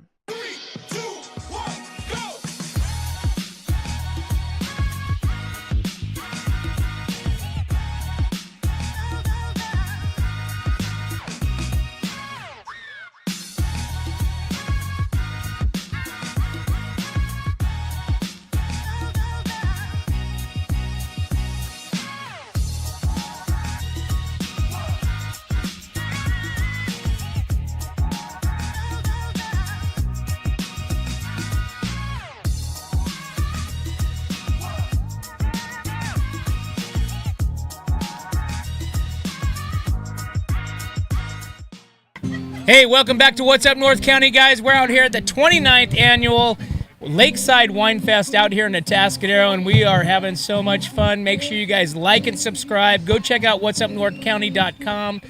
Be a part of the Wunc posse, and check out all of our sponsors that help to put this together and let us do what we do out here. We got Jake Simpson out here with Whalebone Winery, and I couldn't be more happy to have a guest out here because I've known the family forever, right? And it's my only wine club that I'm involved with. And you need your mic. Jake is old school. No, you're fine. Oh, now you probably turned it off. I didn't click anything. Okay. I promise. There you go. Talk into it. I had to talk into this guy. All right. He's old school. We're official. I don't know how to use these even though things. he looks like a surfer and all that stuff, he's old school. He's like just talking away. Yeah, let's do it. That's awesome, man. So Whalebone Winery, man. Gosh, tell me about how this started with your dad, Bob, and you. I mean, tell me a little bit about the journey. Pop's a legend, he was the guy back in the day. He's had his OBGYN practice, so from doctor to wine, you hear all over the place, but his situation was a lot different. It was almost like this forced thing. He had his hunting accident and all this different thing. It's hard to deliver babies, missing fingers on one hand. So very successful practice. I mean, I've been out here pouring for people for the last couple hours, and can't tell you how many people have come and be like, oh my God, your father was incredible. The most incredible OB that ever existed, delivered my kids, all this different stuff. And it's just. Exactly. Yeah, I mean, small town community like this, between Paso, Templeton, Atascadero, it's special. And, so that relationship with the community is awesome. Right. I mean, you look across here and he's probably delivered half of the people that's out here tasting wine. Anywhere from basically a year after me to people, what was it, almost 15 years. So people up 15 years older than me is when he had his practice in the area, and he delivered over 7,000 babies. Yeah. This is that's a lot of babies for that span of time. So, that's a crazy experience. It's just wonderful seeing faces and people, how much they love him. And now it's really translating into this relationship with the people through the wine and the new generation, me, and their respect for what me and my family are doing. And, that's how we operate. You don't see any billboards. You don't see any advertisements for us. It's all word of mouth and love.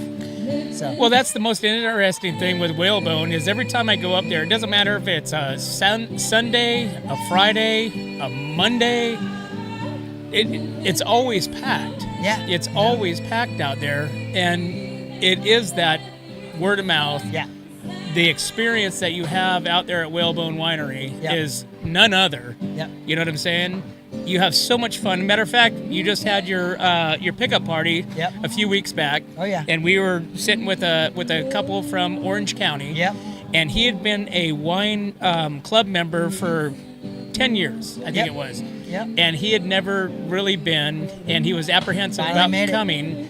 And he had so much fun. And it was so fun. He went as far as he emailed me afterwards and was like, I can't believe the experience that you put in front of us. You know, he's like we've been going out to these like wine events and all this different stuff. And I mean, end of the day, like you guys did it right. I mean, you showed up, you hung out, and then kind of like almost you shut us down.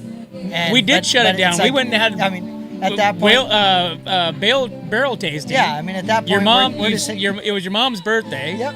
Right. Yep. We got the dancing. Yep. I mean, you couldn't get a better experience. No, without a doubt. You know, it's like our employees, the whole family, everybody just loves Whalebone, and I think that's why we work. Is the appreciation and the love for what, especially what my folks built right off the bat when we were kids, and we grew up appreciating what that was and appreciating the people that keep Whalebone going. Because without our members and without people being willing to drive all the way out there just because they heard the name, like we don't exist. You know, that's just how it works. So Jake, tell me the story how your dad started Bob Wine. So Bob Wine was before we really had any inkling of making wine. We farmed. We were Simpson Vineyard and Cattle Company, which we still have. We have the cattle, we have the vineyard, but we basically just farmed and ranched. And then over the years, people started doing really well, so we kind of started dabbling in the winemaking end of things, kind of late 90s. And so Pop would have these basically like a less than a pallet's worth of wine, and no label, no nothing. You know, it's just the glass, the wine, the cork inside of it. And Mom, before he'd go on these hunting and fishing trips, even after his hunting accident, he would go and they'd throw this case of wine together or so, and Mom would slap a piece of duct tape on the bottle and wrote Cabernet whatever year it was, and he'd show up to Idaho for a hunting and fishing trip, and all of his buddies, all of his doctor buddies, all these highfalutin dudes showed up with these expensive bottles of wine, fancy labels, fancy everything, and Pop would pull out this bottle of wine with a piece of duct tape stuck on it, and they were like, what the heck is that, Bob? Like, no, put that away. And of course, you get a bunch of dudes sitting around a campfire throughout the whole trip. They drank all their booze. And so they go, all right, Bob, see what you got. And so they all pop a cork and start sipping, and they go, oh shit, Bob, this is good. Your presentation sucks, but this is good, you know? It's so basically left that trip, and on his drive home from Idaho, he goes through this little one-street town, and there's a Bob's Deli, a Bob's Liquor, a Bob's Groceries, and even a Bob's Pool Hall. No kidding. And so he kind of thinking, he's like, you know, I could probably do that. And so he gets home from his trip, and he goes, hey, Jan, what do you think about making a Bob wine? Do you think people would think I was way too into myself? And she was all for it. So off we went. And Bob Wine has been with us. The original label literally looks exactly like it does now, but it was made out of duct tape. We had a real close friend who had a labeling company, and she took rolls of duct tape and cut stencils out of it, and talk about child labor laws, you know, like as kids, we were sitting there sticking labels on by hand. Thank God I started playing football, because I was like, I gotta go to practice, I'm out. So, But what a great story. I mean, but now, you know, what year was that? That would have been, first vintage was 98. Okay, so we're quite a few years, you know, 28 years. Yeah. 28 years into this. Yeah. So now you have Bob Wine, you have Son of Bob Wine. Yeah. You have the Rancho. Yeah. You have the Bonefire. Yep. I mean, there's 9 wines on the list. You can we can rattle them off all day at this point, you know, and I think that's the fun part. You know, I tell people, it's like, if you come visit us, account for like 2 wineries. You know, it's a lot, and that's why we offer split tastings, or like, hey, like if you want to do a glass of something, if you guys are in a rush. If you're not in a rush and you want to just like spend the day with us, like sit down and enjoy yourself.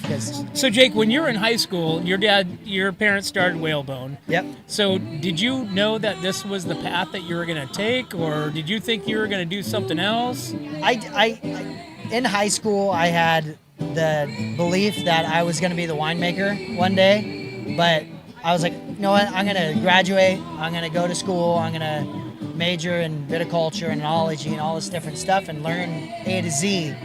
I got to college. I took one chemistry class, and I was like, no, this is not going to happen. So went a totally different direction. You know, I graduated college with an art degree and majored in art and a minor in business, and owned a photography business for about 8 years, working construction on the other end of it, and everything was rocking and rolling. But there was always that, hey Jake, we need help on the ranch to work the cattle. We need help with harvest. We need all fixing things. My folks weren't able to do it anymore, so I was like, yeah, it's no problem. And then, funny enough, it's like I had a small knee injury when I was working construction, and then never went back.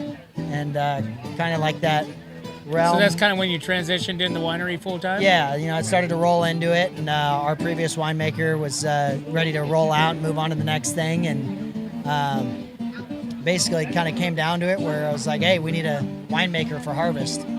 And so I stepped up and was like, I'll do it. My folks kind of looked at me like, excuse me? And I was like, it can be temporary. It's like, at least you have someone doing it. And then this situation is probably what really showed me the community and their support, especially with their relationship with my dad. Because I told my folks I would do it at dinner time that night. And I woke up to 2 phone calls within about 15, 20 minutes of each other of 2 really close friends being like, hey, need help? What can we do? And without those 2 phone calls, I was treading water. I straight up told them, like, Jakey, what are you going to do? And I was like, I'm going to tread water. And they were like, nah, we're not letting that happen. Let us help you out. We got your back. Oh, so wow. that shows you that Central Coast love and support that really makes being here so special. Close-knit family, man. Yeah. Family and friends. What do we got here, Jake? This is I figured we'd lighten it up. I saw you had a bunch of reds coming Yes, through I here. did. So this is the our Wow Rosé, the Women of Whalebone. It's a 70% Syrah, 30% Tempranillo. Super crisp. We actually, funny enough, I call it our adult Capri Sun. I need to start packing this stuff in a foil pouch. You can't get in trouble bringing a little foil pouch There to you go. work. Everyone's like, "What's that?" You just can't have any. So. No labels. No, indeed. No labels. So, well, I mean, it's I don't fun. think there's anything from whalebone that I do not like. You know what I'm saying? I mean, again, you guys have a plethora of different tastings, different wines, and they all have a little bit of a different taste. So do you start your tastings with this? Yeah. So yeah, this is where we start. One and only, and I kind of alternate every year. We're not known for our whites or rosés, and so every year I flip-flop back and forth between a white and a rosé, kind of mix it up, and they sell really well, but at the same time, it's not like our reds. So drinks really well, but summertime, this stuff disappears. So we go from here to what? Bob Wine? The Zinnigan. Zinnigan at the top. Yeah, and the Zin's, funny enough, it's like, I'm not a Zin guy. Zin's probably one of the most difficult varietals for my palate, and it's always been a tough one for me. I grew up on Cab, so very different from each other for me. And but I started creating the Zin that it's like a hot weather red. Take it, throw it in the fridge, get it nice and chilled. Takes on this nice, almost dark rosé vibe. Yeah. Super refreshing, easy drinking, and then as you allow it to warm up, become more room temperature, you're gonna start getting that more traditional Zin kind of bolder, heavier flavors, more fruit, a little more pepper. And then as you go down our list, again, there's 9 wines on it. So as you go down, it gets bigger, it gets bolder, it gets more of that that dinner wine vibe. And I am going to say that when so people have a lot of big shoes to fill from going and tasting from different wineries and then going to Whalebone. Yeah. Because, I mean, we're not talking about a splash. We're talking, I mean, there is some healthy pours in these tastings. Yeah. And the idea of it is for the experience to have fun. Oh, yeah. Right? It's not be like, here's a little splash so that way you can taste it. It's like, here, have a splash so then that way you can taste it and taste it and love it. And then we'll move on to the next one. Yeah. Yeah, that experience is, that's why we got that new logo, old school Paso Robles wine country. Yeah. It's there's a lot of new development, a lot of new experience coming into Paso, and it has its place and it works really well. But we've been around forever and we don't want to change. People love us for what we are, and growth is not something that we need. And so putting that logo really just sums up Whalebone. It's old school. You can't walk into a lot of places and just belly up to a bar, right? And just talk with the winemaker, or talk with close family, down the tasting room with the winemaker. Exactly. That's the greatest thing. So it's an experience. I tell people it's a 50-50. If I could give you the best wine you've ever had in your entire life, but if who's pouring you the wine doesn't work for you, you're never coming back. Right. So having a family member or having someone is nothing short of family behind that bar. It's like I've got Izzy, who's down there pouring for me right now. Finally made it. I've known him forever. It's like high school, middle school, everything. It's like that's my boy. Backs me up constantly. Like if I got to go out of town for something, like you know what to do. It's easy. It's like it's being able to put the trust in those people that you're leaving your family's business with, and then for the people, they come in and they see that. They super important. They see the love and they see that trust that comes through. And I mean, I'd say everybody behind that bar loves Whalebone just as much as I do. That's awesome. Well, we all do, man. So Jake, thanks for coming on. How does people find you guys? Apparently we have a really good Reddit following, but look us up anywhere, Whalebone. You're not going to see any billboards, anything like that. We're in a few restaurants. Just head out Vineyard. Yeah, start driving straight. Head out Vineyard. Straight as you can. Are you guys open every day? Yep, every day. We're closed 3 days a year. So, we're always open. Head on out to Whalebone, guys, because you will not be disappointed. That's what it's so all about. which one is your favorite bottle? Let's not go Son of Bob, because that would be the reason why you would be the favorite. But other than that one. The Son of Bob is my barbecue buddy.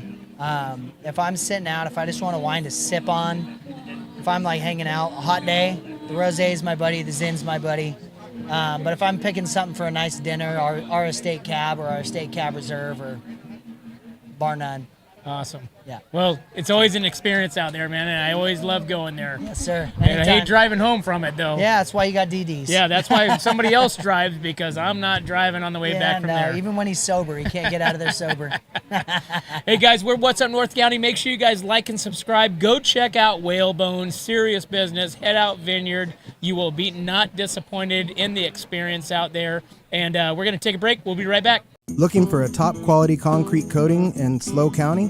Hi, I'm Matt Gifford with MGP Coatings, your trusted local expert in durable, long-lasting concrete coatings backed by Pentec's limited lifetime warranty. Whether it's residential or commercial, we deliver expert craftsmanship, premium products, and unbeatable customer service.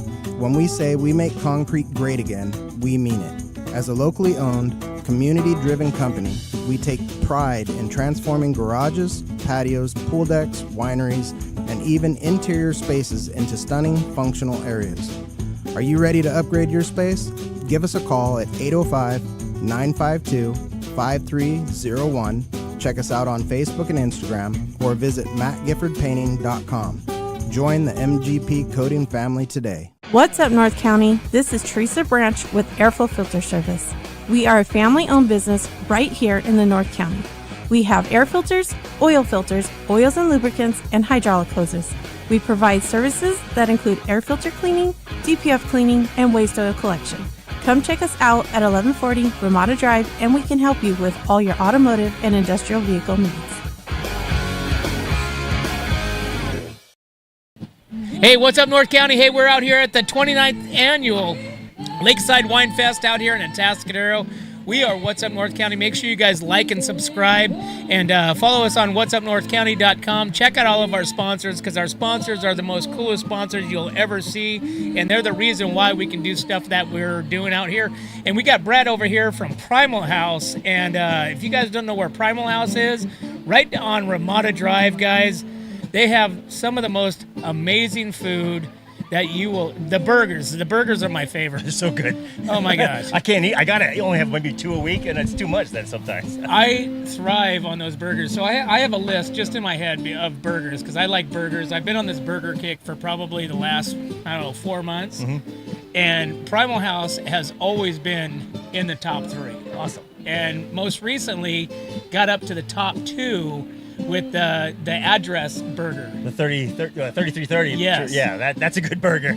And I think the reason why, because you guys had that jalapeno, there's a jalapeno, like a cold slaw. Yeah. Like yeah. The coleslaw, like that went on top of the burger, is very good. Added spiciness, but there's also cream in it. Yeah, it's like it's got enough spice, but yet it's sweet, and it was just like. Wow. I mean, that goes back to a good pulled pork sandwich. Some of the best parts of a good pulled pork sandwich is the coleslaw you put on it. So you have the difference between the heat and the coolness on it. So I think that's kind of what you get out of that. So you, Primal House has it been a year yet? We're a little past a year, yeah. Has it been? Yep. Okay, so how has the last year been for you guys? Challenging. Yeah. I think the biggest challenge has been getting people in the door, getting us noticed. Because I think we have a really good thing we're doing there. I think we have great food, we have good beer. And the problem is just getting people there, getting people noticed, and that's why we do events like this to get out here in the community and let people know we're here, and you should come check us out.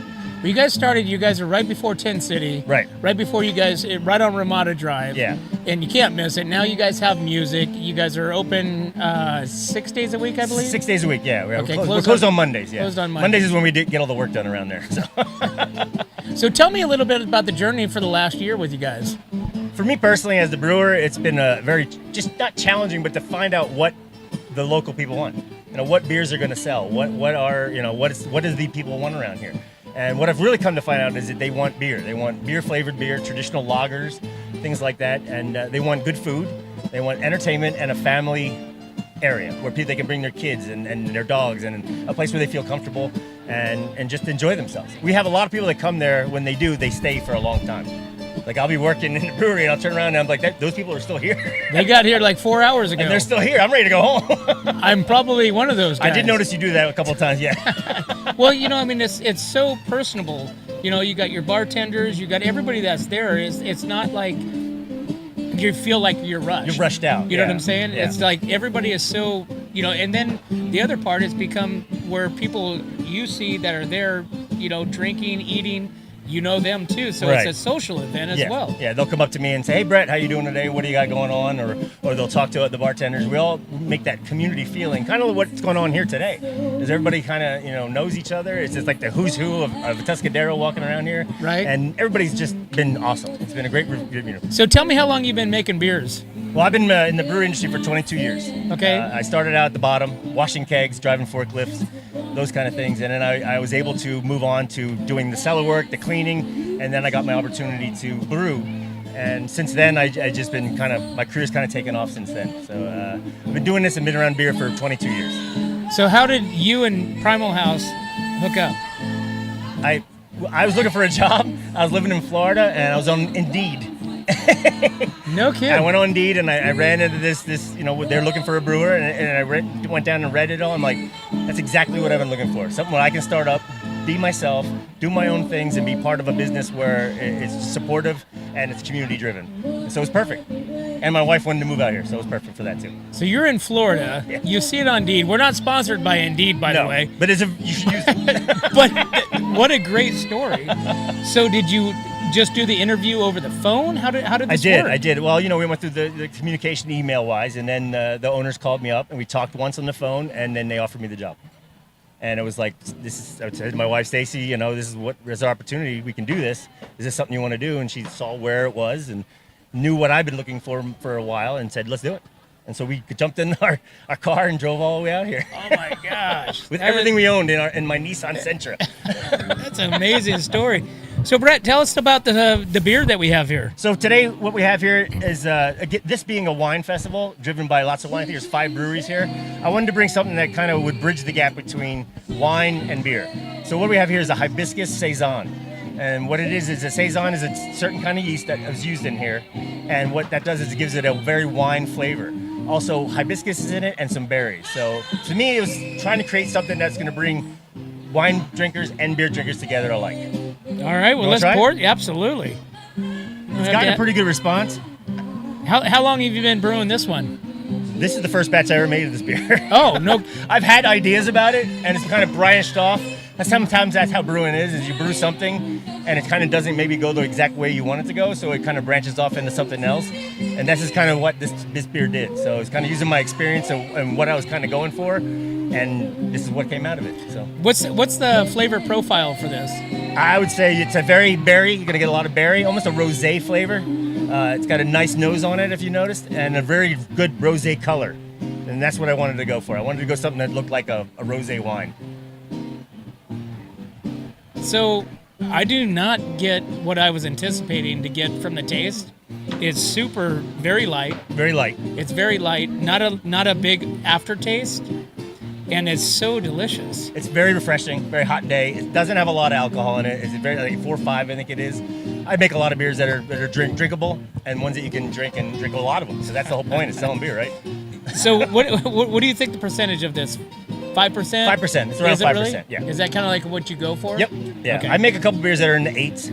I had a winter lager I put on that was close to 9. Did you do any stouts? Yeah. We have a stout over there right now. You should come over and taste it. I love. So stouts are obvious. What are those, like 12%, 13%? Well, it depends. And this stout I made is a 5% stout, so it's not heavy. And a lot of people they think that these black beers, these dark stouts, are very heavy and very high alcohol. But if you even look at the Guinness as an example, it's a very low alcohol beer, and it's actually very good for you. Really? Yeah. So people see that color and they go, "Oh my God, I can't drink that. It's too heavy." Yeah. My stout is around 4 or 5, and it has a very vanilla flavor to it. So I think vanilla and stout go together really well, and it's usually shocking to people when they try it. I always make somebody try it, even if they say they don't like stouts. I say, "Well, just try this one." And 90% of the time they like it. 5%. I mean, it's not going to be super heavy. Nope. And you can drink a bunch of them. And again, that's the idea: sell beer. Well, I really want to emphasize Primal House, because you guys not only are a brewery, you guys are not only a restaurant, but you guys also have some other stuff there. You guys have a almost like a grocery store, a little farmer's market. Yeah, that's like a little attached farmer's there. market. And to me, what the most impressive part is the butchery. Yeah, is seeing that, and you can come into our facility and you can see the butchers working on it. And I've never been around anything like that before, and to see the preciseness that they do cutting the meats and how they take a full animal and turn it into these different steaks and things, and it is amazing to me. And the meat's amazing. I couldn't eat meat really before I started eating there, and now I have no problem stomach-wise eating meat.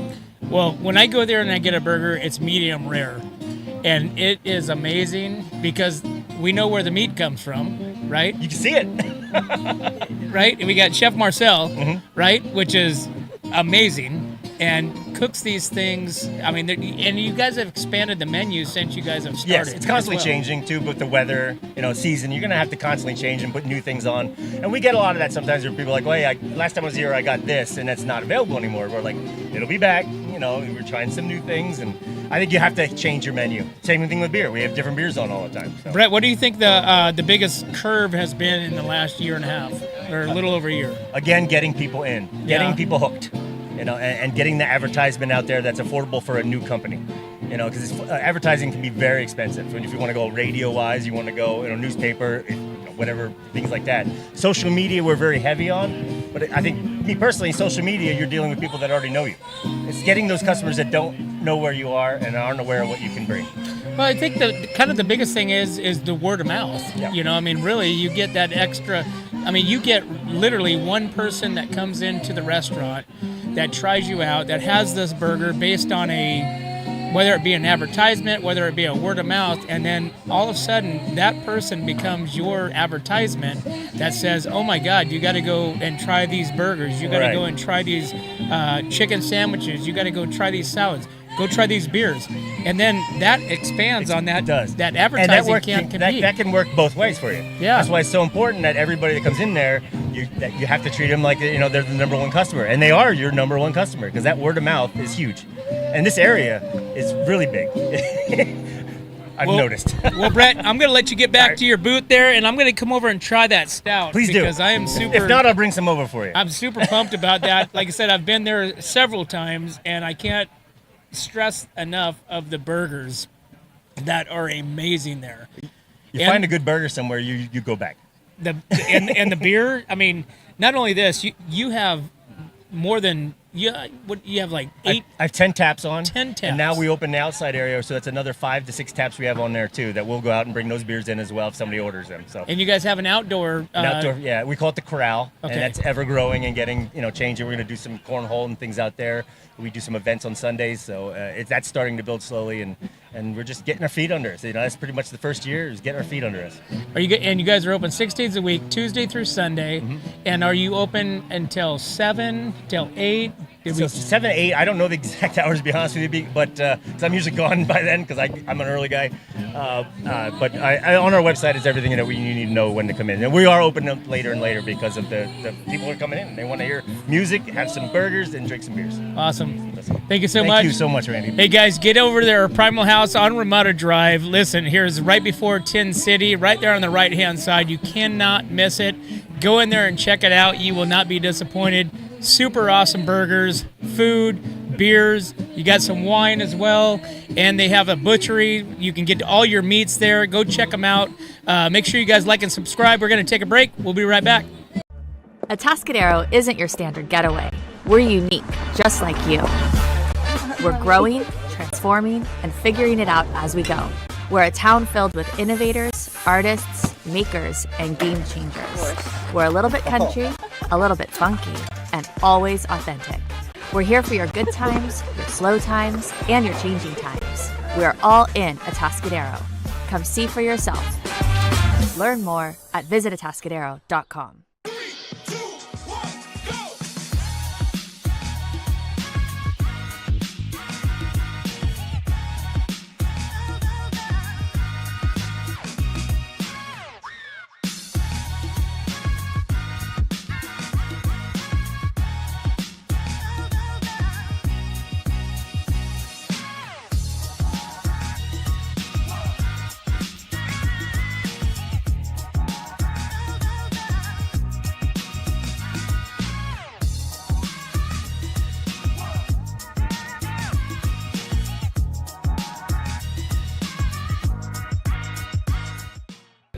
Hey, what's up, North County? Welcome back.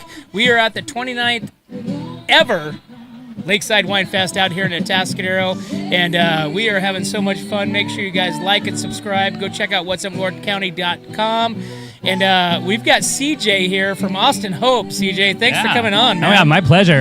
This is like one of my favorite events of the year, honestly. Is it really? Well, I live in Atascadero, so. Well, you guys do a lot of stuff, so this is really one of your favorite events? It is. I just think it's so local oriented, and like I will say, like I like Paso WineFest. I love Paso WineFest. This one just feels like a neighborhood get together almost, and I just love how many people show up for it. Like I asked Josh today, I was like, how many tickets do you guys sell? He's like, it's about 1,100, and I was like, that's amazing. Like for like Atascadero, like who would have thunk? I think it's just it's so cool to see where it's come to. Well, you look around. I mean, everybody is kind of just having fun, just chilling. It's not like overpopulated. Yes, You no, know what I'm it's saying? very nice layout. Like it's very spaced out. There's obviously places enough for people to bring their chairs, bring their blankets, set up, and just relax too. So, and I think that's a great way to enjoy wine also. And I will say the weather, thank goodness. Oh my God. I mean, we've been blessed today because Yes. we've had some of those years that it was so hot. Last year, I had to take my shoes off halfway through because I was like, I literally cannot. I need one thing off my body, and I was like, it's my shoes has to be it. Get So- the cooling from the ground. Yes, exactly. The grass was nice. That's Yeah, awesome. So true. So CJ, tell me about Austin Hope, man. Yeah, so the Hope family, I love to describe as one of the pioneering families of Paso. They got to Paso in 1978. They moved here from Bakersfield. Austin was 5 years old, so I always joke with people that he was not working in the vineyards yet, but I think he started the next year when he was 6. But his family were some of the kind of premier grape growers in the area for a long time. So Chuck Hope, Austin's dad, he was a third-generation farmer, basically got a piece of advice to move out to Paso, said they're doing some cool stuff with grapes out there starting right now. If you want a piece of it, get out there. So they moved out here and became kind of one of the top growers in the area for a while. I think Chuck Hope at one point owned and managed about just under 400 acres of vineyards at a time where, if you look back, there was only about 2,500 acres of vineyards at the time, if that. So big chunk of it grew Cabernet, grew Syrah, grew Zinfandel. And then in 1996, fast forward almost 20 years, Austin, who I always say it was inevitable that Austin was going to want to be a winemaker because he grew up alongside the industry. Because when they moved here, there was like 5 wineries, and today, obviously, there's like so many more than that. Yeah. So I always say the inevitability of his wanting to be a winemaker was there. He's a very driven, innovative, just like determined person, imaginative, creative person. And so I think he was able to kind of foresee that side of the business that his family could be involved in. And so he told his dad, he's like, let's start making wine too. So he was 22, straight out of college, transitioned the family from being growers to growers and winemakers. And that was when he released our Triana brand, which we still make today, our Triana Red and our Triana Cabernet. Liberty School as well, which today is still a Cabernet with 2 Cabernets we make. And now today, fast forward to 2026, we have 6 different brands. We have the Austin Hope brand, which is our flagship cab. We still have Triana. We still have Liberty School. We have Troublemaker, which is our Syrah-based blend, our Rhone blend. We have Quest, which is our Cabernet Franc, which is one of my new favorites. I will say, if you haven't had it, definitely check out Quest Cab Franc. And then we have a brand just called Austin, which is a Chardonnay and a cab. It's very Paso-centric. The label is fixated like Paso Robles, really big across the front, which most wine labels have the region really small. He really wanted to highlight Paso on that. And then we have, what's the other one? I think that's it. Well, it's funny that you said Troublemaker. Yeah. I didn't know that Austin Hope did Troublemaker. Yes, yeah. We've been making Troublemaker since 2001. And that is a super popular. Is it because of the label? Is it because of? I mean, I see it everywhere. Yeah. One of my good friends has been drinking Troublemaker for 20 years. Oh yeah. And it's like, and it fits her, by the way. So that's a lot of people say that too. I think it is. I think part of it is, so in our portfolio, that's the Rhone varietal presence. Obviously, we do a lot of cabs, we do a lot of blends, we do Chardonnay, Cab Franc, stuff like that. But at that time, Paso in 2001 was so big on pushing the Rhone varietals, and Austin was really trying to be also one of the winemakers that was showcasing those Rhone varietals in the market as well, spreading the word that Paso is really well known for Rhones. So he started making Troublemaker. It was actually originally called West Side Red. And then about probably 6 years later, he looked at rebranding it. And what he was trying to do, and this is where the name kind of comes in, is he was trying to tap into like the younger generations of winemaker or wine drinkers. And he said, like, put yourself in the shoes of someone who's just starting to drink wine. Like you walk into a big wine shop, like a Total Wine or something like that, and they have so many options, and like you don't even know where to start because you don't know wine. Like there's so many different varietals, so many different regions, the labels, it's just intimidating. So he's like, I want to create a brand and a wine that is just like draws you in. It's just approachable. Like the name is catchy and memorable. People say, "Oh, I have a friend I want to drink that." Yeah, and the red, it's this very flashy red. I always tell people, you will see that out of your peripherals in the wine aisle, and you'll see it every time. And then obviously, what's in the bottle is also approachable and drinkable and delicious. And so it's like it's just an easier way to draw you in without intimidating you. Austin's whole thing right now is that he wants to demystify wine. He's like, I feel like that's why some people were missing out or not able to tap into certain consumers, is because wine to some people is still untouchable. It's still intimidating. It's still too mystifying. And so he's like, let's just make it easy for people. Like a lot of our wine labels now, like Troublemaker, for example, on the back, if you turn around, instead of having this like fluff piece, it literally is broken into 3 things, and it tells you what it is, what it tastes like, and what you should eat with it. And just make it simple for people. Oh, that's a great idea. It is super cool. Yeah. So he's been doing that with pretty much all of our wines now. We've been slowly pushing that through. So CJ, how long have you been with Austin Hope? I've been there since January 2021, so about 5.5 years. So have you always had the wine industry background, or is this something new for you? I've been in the wine industry since 2016, so about 10 years now. I started down in San Luis Obispo in the Edna Valley. I had just come back from living in Vegas for a couple of years. I was working in hospitality there, and I was there for 2.5 years. I felt like I was there for 20. So I was ready to come back to the Central Coast, and I was like, you know what? I've always admired the wine industry here, and so I went and managed a tasting room in the Edna Valley, and then she's now our VP of hospitality, Austin Hope. She and I have been friends since pretty much 2016, and she texted me in end of 2020, and she was like, you ready to come work for me yet? And I was like, actually, this is perfect timing. So went and started working there, and I started in the tasting room, and then I kind of transitioned to working or hosting the trade groups, like when our distributors would come into town or buyers, stuff like that. I'd host them in the tasting room.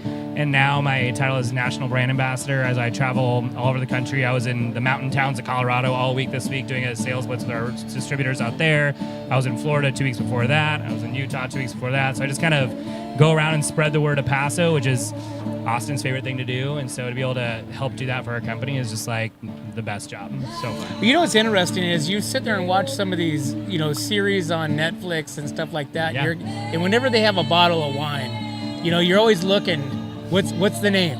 What's the name? Yes. And sometimes you guys have been on those names in the movies or the TV series. Mm-hmm. How amazing is that? I was just talking to Angela and Greg because they said they saw Austin Hope Cab on Meet the Duttons.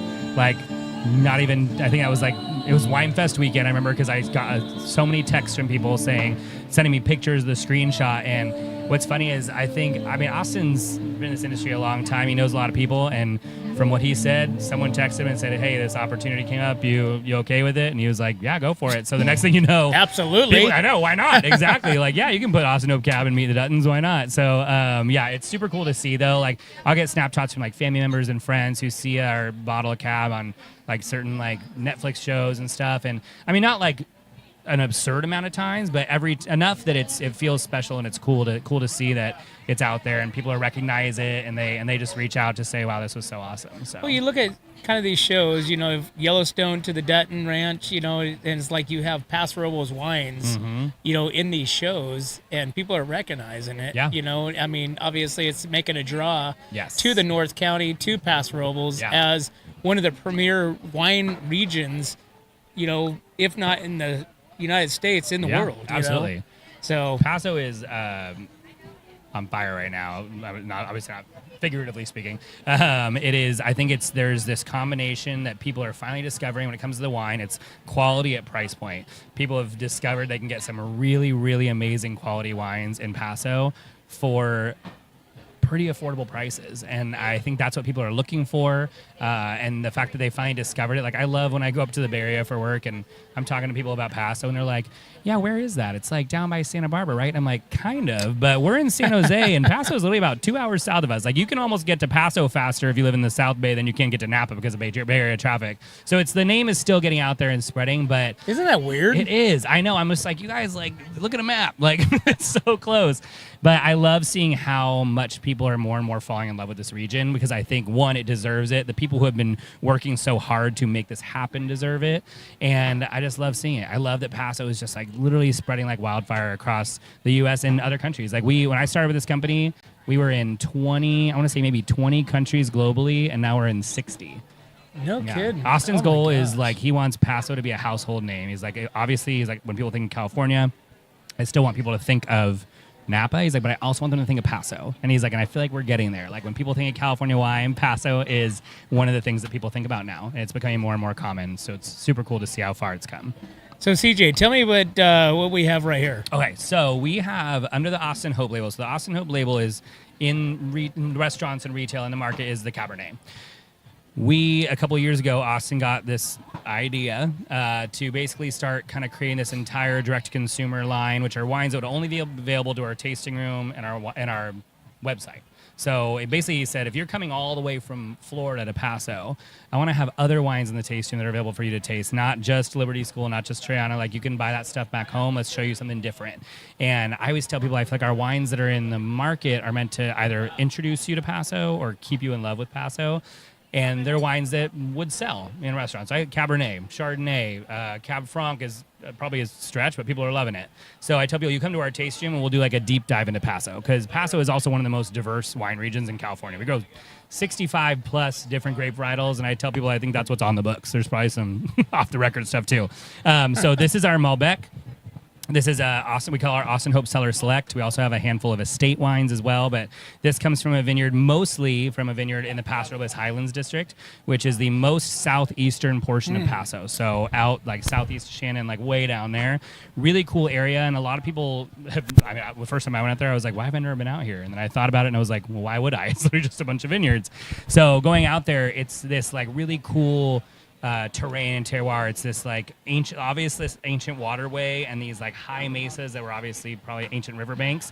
So those high mesas are like probably close to 2,000 feet above sea level. And so I love that when you're driving east out of Paso, you don't really realize it, but you're kind of slowly going up in elevation.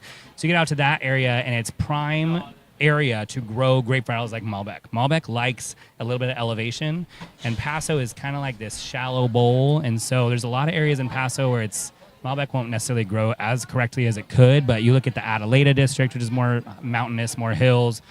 You look at the Paso Robles Highlands. You look at the kind of far northeast side of the Estrella district. That area is like prime Malbec growing conditions. So we get it from there. This is our probably our third or fourth vintage of the Malbec.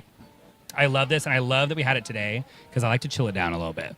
It's got these like surprisingly refreshing qualities. I tell people sometimes you get like little hints of like watermelon, like it's just juicy. Yeah, and it's got like a little spice to it, but it's also. I mean, I totally got that. Yeah, it's also like a little more medium body too, so it's not super full, like too lush, but it's a beautiful wine. It's not too much. Yeah, you know, it's really dark, right? Mm-hmm. So I thought it was going to be pretty heavy.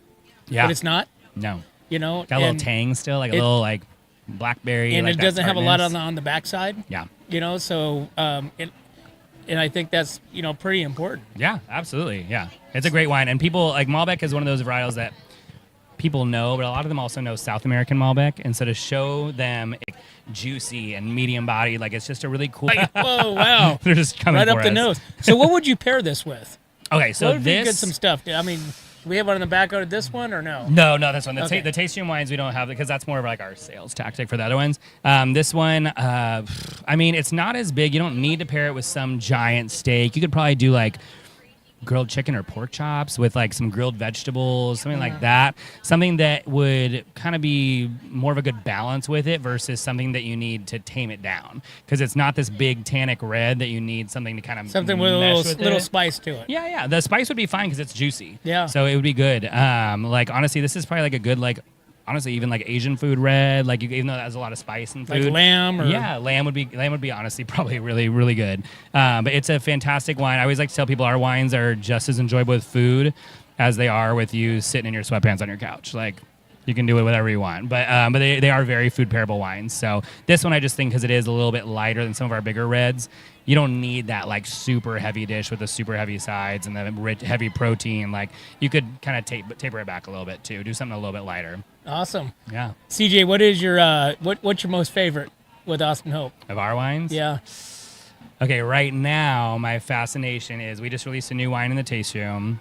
Actually, I will say one thing first. I never get tired of Austin Hope Cab. I drink Austin Hope Cab multiple times a week. And everyone's like, oh, like, do you even drink that anymore? I'm like, yeah, absolutely. I'm always drinking that wine because I love it. But I would say my new fascination, we have a new wine in the tasting room. It's a varietal called Saint Macaire. Have you ever heard of it? No. So Saint Macaire is described as one of the lost Bordeaux varietals. So back in the day, not only was there Cab Sauv and Cab Franc and Merlot and Malbec in Bordeaux, but there was 3 varietals. One was Saint Macaire, one was called Carmenere, which there still exists, obviously, and then Gros Verdot. So Saint Macaire in the entire world, on record, there's only about 50 acres planted globally. In all of France, there's about 2 acres left because it almost got wiped out by phylloxera forever ago in France. So 2 acres in all of France. We have 5 acres on our estate vineyard, and we just released our first vintage, and it is just this like killer wine.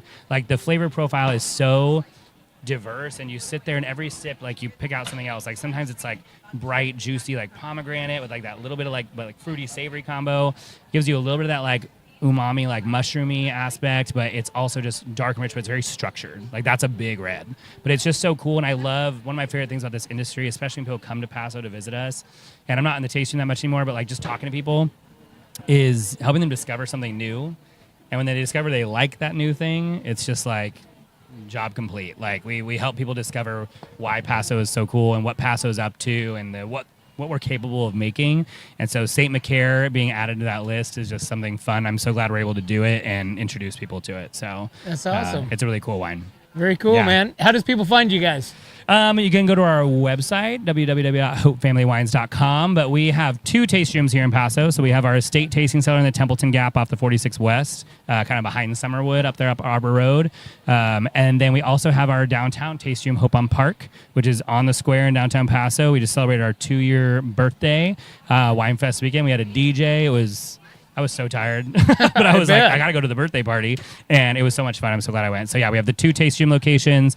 Both offer different experiences, but both are 100% Austin Hope, so tried and true too. So very cool. Yeah, CJ, awesome. it was a pleasure, man. Thank you for having me. I appreciate it. Yeah, for sure. That was fun. Hey guys, we're What's Up North County. Make sure you guys like and subscribe. We're going to take a break. We'll be right back.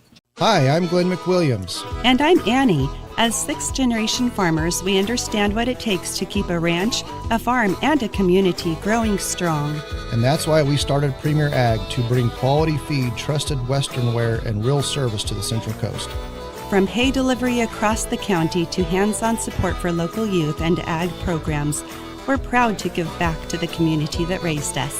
And when we say from seed to stable, we mean it. We've walked the fields, we've fed the animals, and now we're here to serve families just like yours.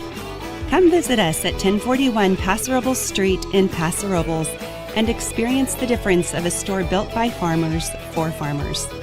From seed to store, where quality meets country. Hi, this is Dave Story, small game hunter with Story Termite and Pest. We're a full-service termite and pest control company. From rodents to termites, we can take care of all your pest control needs. Call today, we can tailor a pest control program that will meet your needs and budget. Contact us at 805-460-0650 or at storytermite.com. Remember, we don't have customers, we have friends.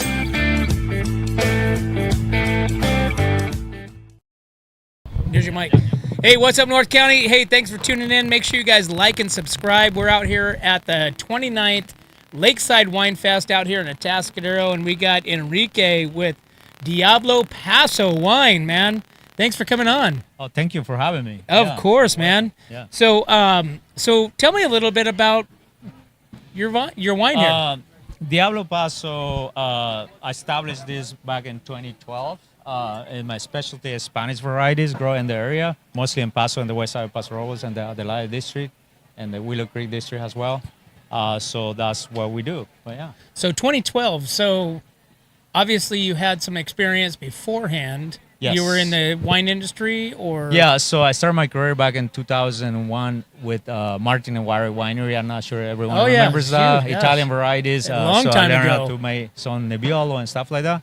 So I started my career right there with being a cellar rat, learning everything from the very bottom of the barrel to become all the way to become the assistant winemaker for them, actually. And in 2012, I started dreaming about having my own brand back in 2005. And it took me all the way from 2005 to okay, let's do it. In 2012, I liked the vintage and I had the opportunity to get Tempranillo. So I did 2 barrels of Tempranillo in 2012. And now I'm producing about 2,500 cases to 3,000 cases between Tempranillo, Albarino, Garnacha, Graciano, Carignan, all of that stuff. Yeah. Wow, what a story. Yeah. So you kind of came up through the rankings. Yeah. And now you are a winemaker, owner. Yeah. So you kind of know, I mean, the whole foundation of it. I mean, I'm still learning. Believe me, this business, you learn every day. Really? Yeah, as you go. I mean, it's a challenging business. I mean, it's not as easy as you think. A lot of people, it's like, oh, winemaking, you can make the great wine, but how are you going to sell it, So still learning. So how did you land on Tempranillo? I mean... I've been a big fan of Rioja's wines and I always liked them a lot, so I always had a passion about it. And so Tempranillo grows really well in the Paso area because of the heat that we have. Tempranillo likes heat to ripe, So, in fact, it's my favorite grape to work with. And is it like Spain? It's similar to Spain, yeah. And as you think about it, the Spaniards also brought a lot of stuff around here, but they got insulated. They never got exposed like French varieties did. So I'm like, hey, Diablo Paso, let's do something that's different. And here we are. Yeah. How did you come up with the name? So when I was a kid, my family, my mother and my grandma, very religious. Everyone in the family, Catholics, obviously. I'm from Guerrero, Mexico. So I am the second boy of the family, so they want me to be the priest of the family. So I didn't like that idea, so I gave the nickname Diablito. So that's how I came up with the name. And Paso is because Paso Robles. So I'm like, yes, an easy name very catchy, So I'm like, I'm gonna name it Diablo Paso. I'm gonna do Spanish varieties, and here I am. It's like, yeah. So tell me how the journey's been since you've started. It's been fun. I love to learn every day. I work with different winemakers in the past. So it's been a lot of fun, a lot of learning experience, lots of challenges as well. But it's something that I do love, and I'm very lucky to do what I love. So like not everyone goes to work and say, hey, I'm gonna go do what I love and get paid. So I'm one of those lucky persons. So I never get tired of. So being in the industry for all these years, I think this is gonna be my 25th harvest. So Wow. this one coming. So I am like, man, I was only 24 or 23 when I started.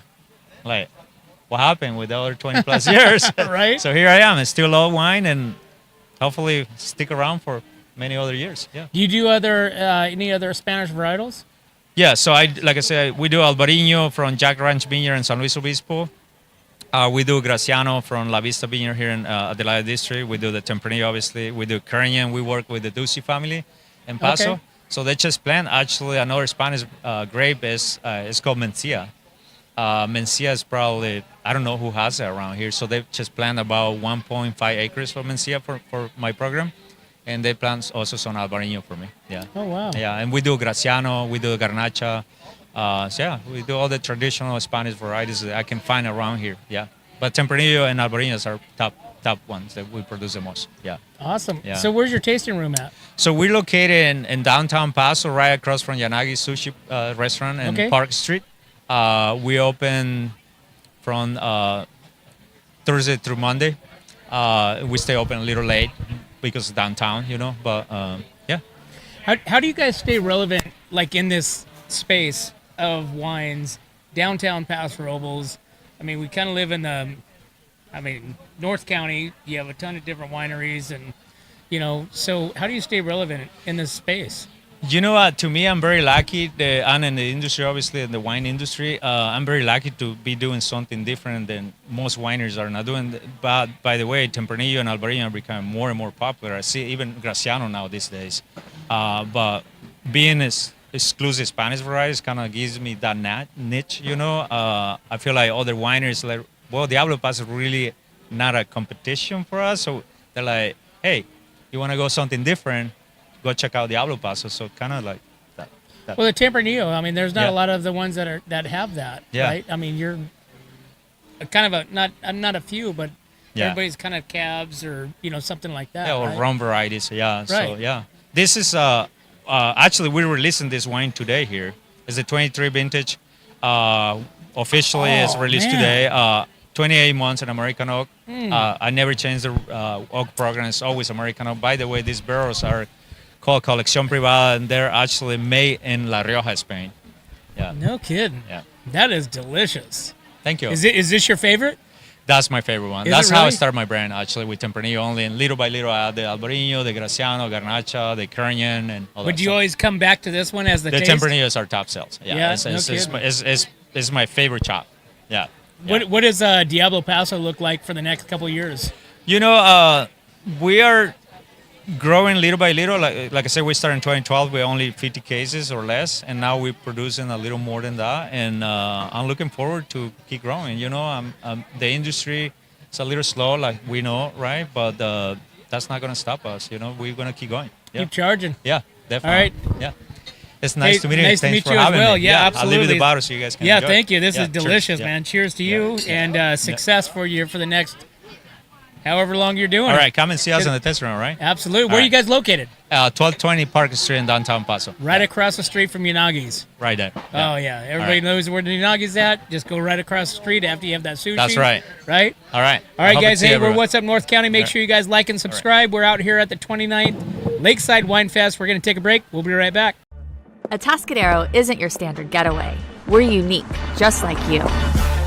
We're growing, transforming, and figuring it out as we go. We're a town filled with innovators, artists, makers, and game changers. We're a little bit country, a little bit funky, and always authentic. We're here for your good times, your slow times, and your changing times. We are all in Atascadero. Come see for yourself. Learn more at visitatascadero.com.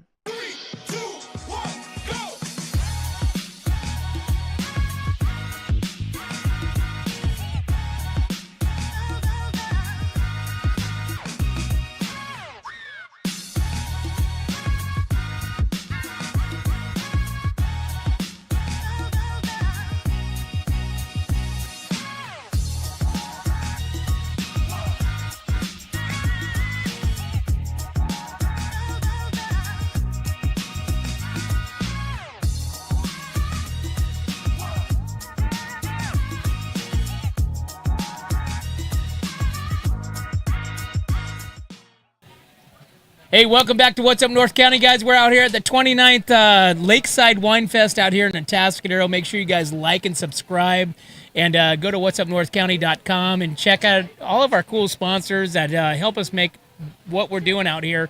And we got Vino Juan out here, and tell me what you think about this experience out here at the Atascadero Lakeside WineFest.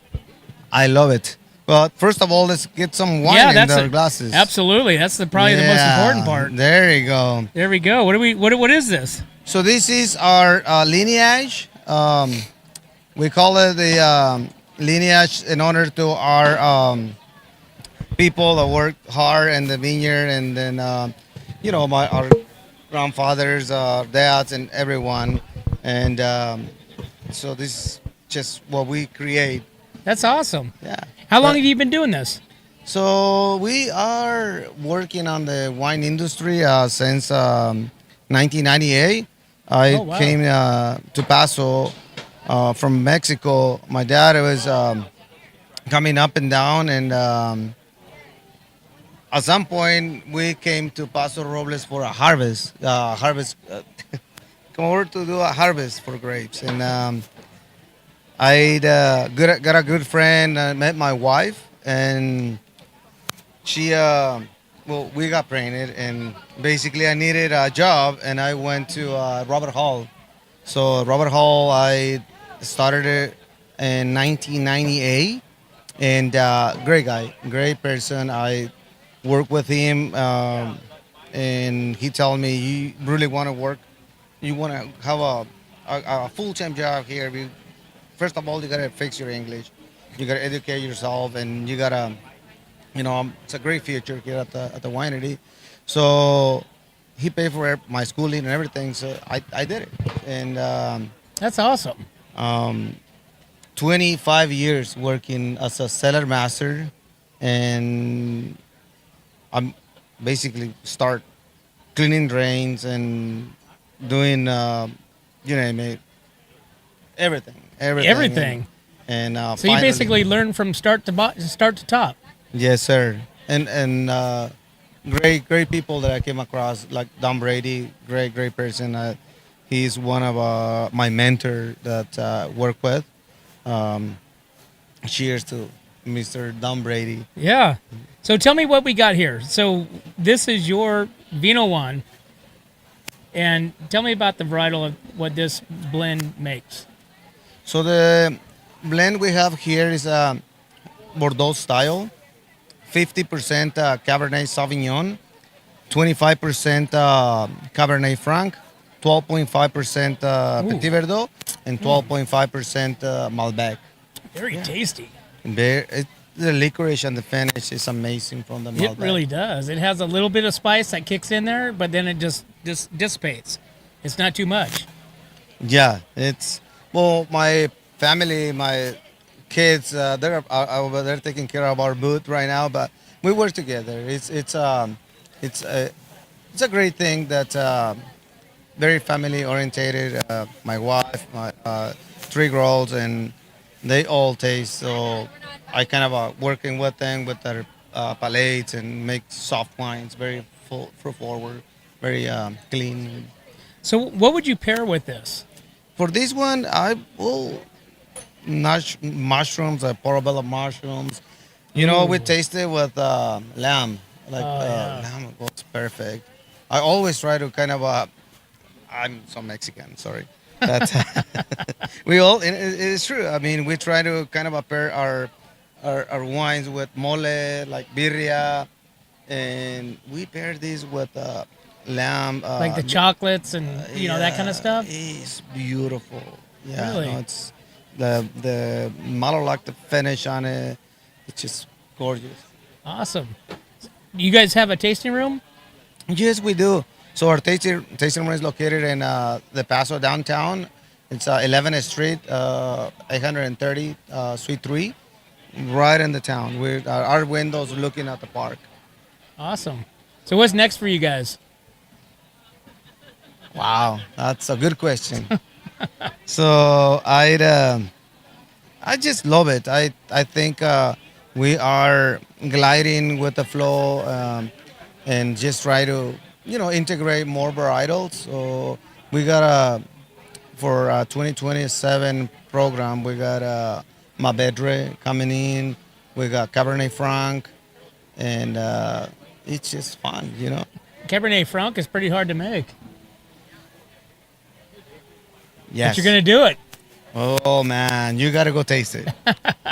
Our Cabernet Franc, it's our dry farming, free of pesticides, so it's very intensive, super soft. Like very very easy going, and it's still aging. So we'll see what we come up with. But That's should awesome. be real good. How does people find you guys? I think we had a real great reviews. Our wine speak by themselves, and we got a great story. Well, this is amazing. Thank you. So this has a great taste to it. Great feed. Look at the fingers here. So you guys have a website, right? Yeah, it's vinojuan.com. Vinojuan.com. Vinojuan.com. How'd you come up with that name?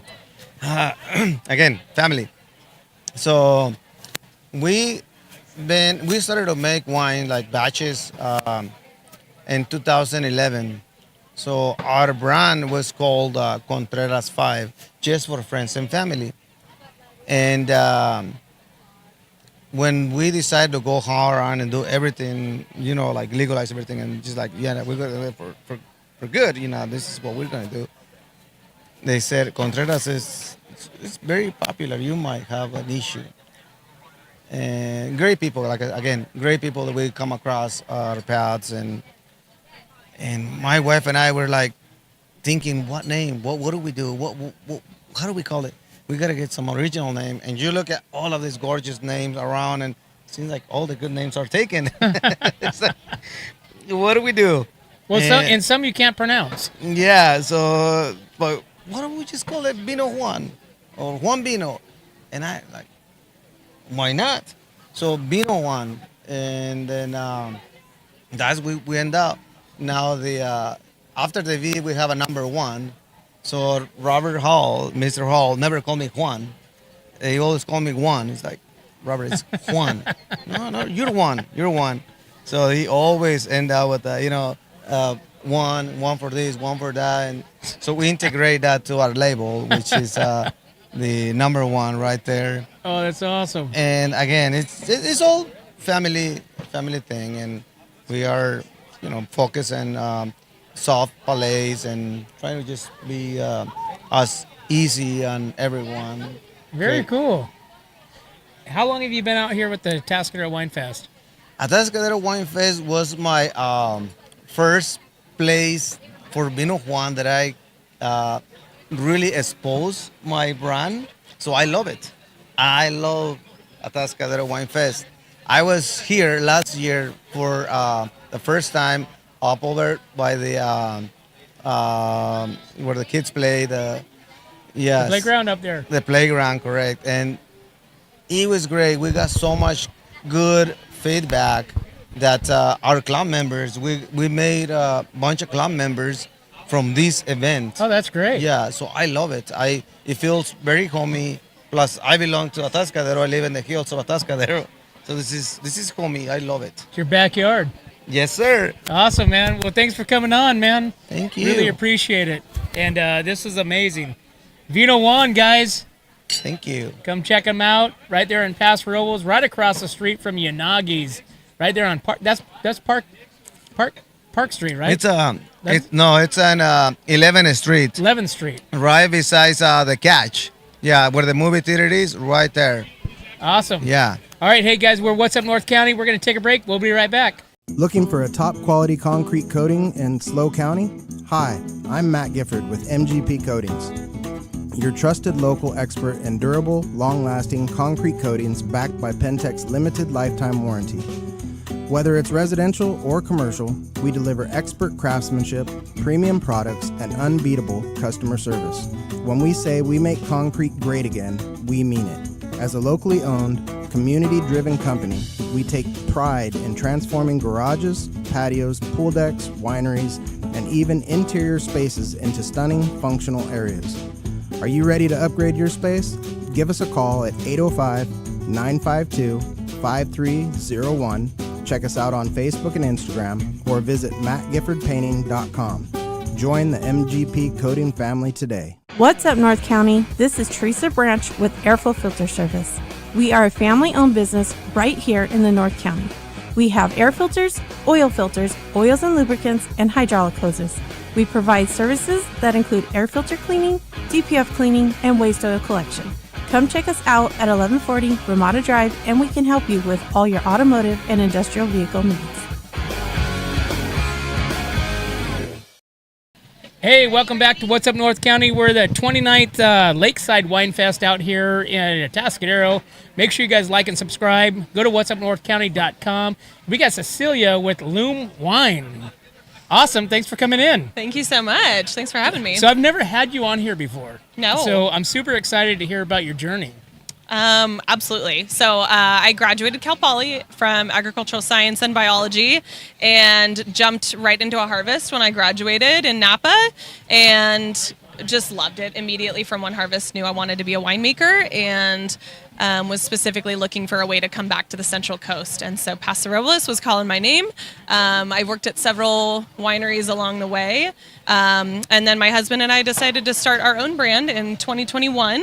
Kind of showcasing single variety vineyard designate Rhone wines. So each year we source fruit from just vineyard sites that we're really excited by and somewhere we want to showcase just a sense of place on West Side Paso. So how has that been? How's that jump been? Was it a little scary to kind of jump into it? Yes, a huge jump, huge financial commitment and risk, but something that we were so passionate about and really wanting to find my own winemaking style. So I still work full time in winemaking, but getting to, create my own expression and choose vineyard sites that I just, don't get to work with on a day-to-day basis was something new for me and something that I really wanted to see what it could be. So that's an interesting journey. You kind of jumped into this. We're here in the North County. There's 300 plus wineries, massive wineries, big names, old school ones, and you jumped into this and you're like, I'm going to make a splash. Yeah. Right? And so how has that been since you guys started this? I say we started making wine in 2021, but that means we couldn't start selling until 2023. So we're very new. And the industry support and the community support has been incredible. We've already had, several great article write-ups. We've had placements that I couldn't even dream of happening already, just in terms of restaurants and wine bars. And so I just already feel like our brand has gotten to a place that I didn't expect to within such a short period of time. So I've been really proud of what we've created, and I think there's so much room to grow. We're still only making about 150 cases annually. So when we get to the point of, having the kind of financial means and the time, those are kind of our two limiting factors. But I really feel like we've already got a great runway going. So what sparked the interest with you with making wines? Oh, I love science. Science has always been my favorite subject, and I love being hands-on. So it just kind of checked the box for me in two things that I loved. Just being hands-on and creating something of my own and having science to kind of tie into it all. So I've worked, in the cellar, I've worked in labs, and then in winemaking. And Really? I love the whole journey of it, and I love the creativity and just how technical the science side of it is. So since 2023, right? So 2021 was our first vintage, but Okay. we just weren't selling till 23. So how has the last few years been since getting into this industry? The industry is in a tough place, so it was a challenging time to jump in. However, for small brands like ours, it opened a lot of doors because vineyards that I could have never dreamed of affording are, it within means for me. So I get to work with incredible fruit, and I only make super small amounts, so selling it is doable. So it's been kind of the perfect storm for smaller brands like myself. So tell me about this. What are we drinking here? This is 2023 Grenache from Armory Vineyard. So that's farmed by Will John, just an incredible human and farmer within Paso. And this vineyard site is about half a mile past Tablas Creek, way out in Adelaida District. So a very hot climate out there, and he dry farms this vineyard. There's a lot of own-rooted vines out there too, which is you don't come by that often in Paso. And then 2023 vintage was just a winemaker's dream. A cool vintage in a hot climate is just a recipe for perfection. So longer hang time, just incredible development in terms of texture and color and flavors.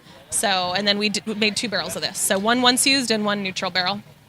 So interesting part, you said dry farm. So tell us what dry farm means.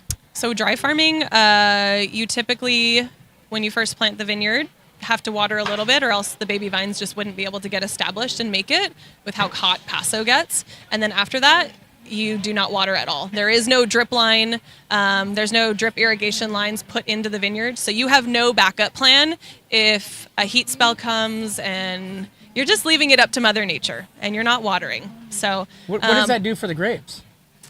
Versus watering?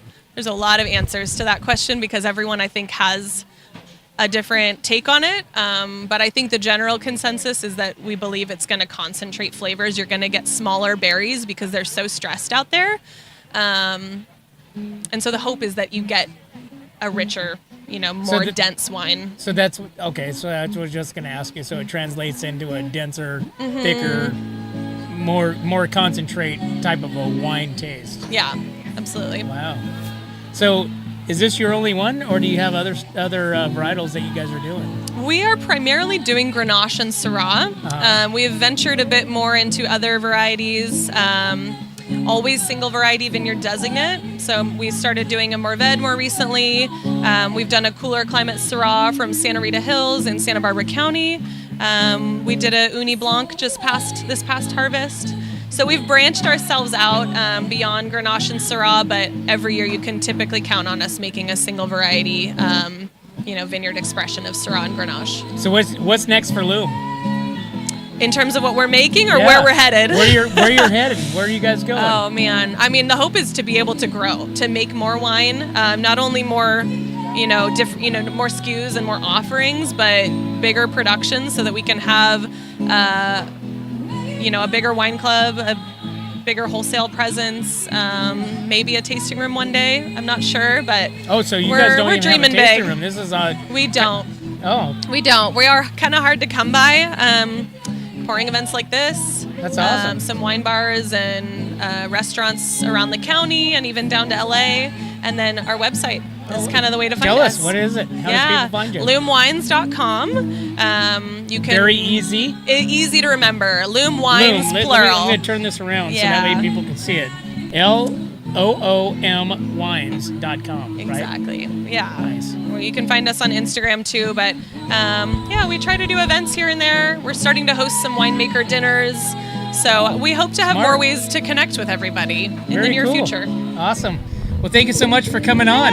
Thank you for having me. Absolutely. And I'm going to let you get back to your booth because we got about another hour and a half or so left out here at the Lakeside WineFest. So, awesome. Hey guys, we're What's Up North County. Make sure you guys like and subscribe. We're going to take a break. We'll be right back. Your home is your castle. It keeps you safe when the weather's rough. But if you're not taking care of your roof, things could get a little wild. 1776 Roofing with RoofMax. We'll fix up the rough spots, treat the shingles, and give it years more life at a fraction of what a new roof costs. At TLC, your roof needs now. Call 805-900-1776. When it comes to comfort, trust the team that's been keeping the North County homes cozy since 1995. At Templeton Heating and Air Conditioning, they're your hometown pros right here in Templeton. From tune-ups to repairs, remodels to new construction, even duct replacements and attic ventilation, they got you covered. Call your neighbors at 805-434-3741. Templeton Heating and Air Conditioning. Local, trusted, dependable. Atascadero isn't your standard getaway. We're unique, just like you. We're growing, transforming, and figuring it out as we go. We're a town filled with innovators, artists, makers, and game changers. We're a little bit country, a little bit funky, and always authentic. We're here for your good times, your slow times, and your changing times. We're all in Atascadero. Come see for yourself. Learn more at visitatascadero.com.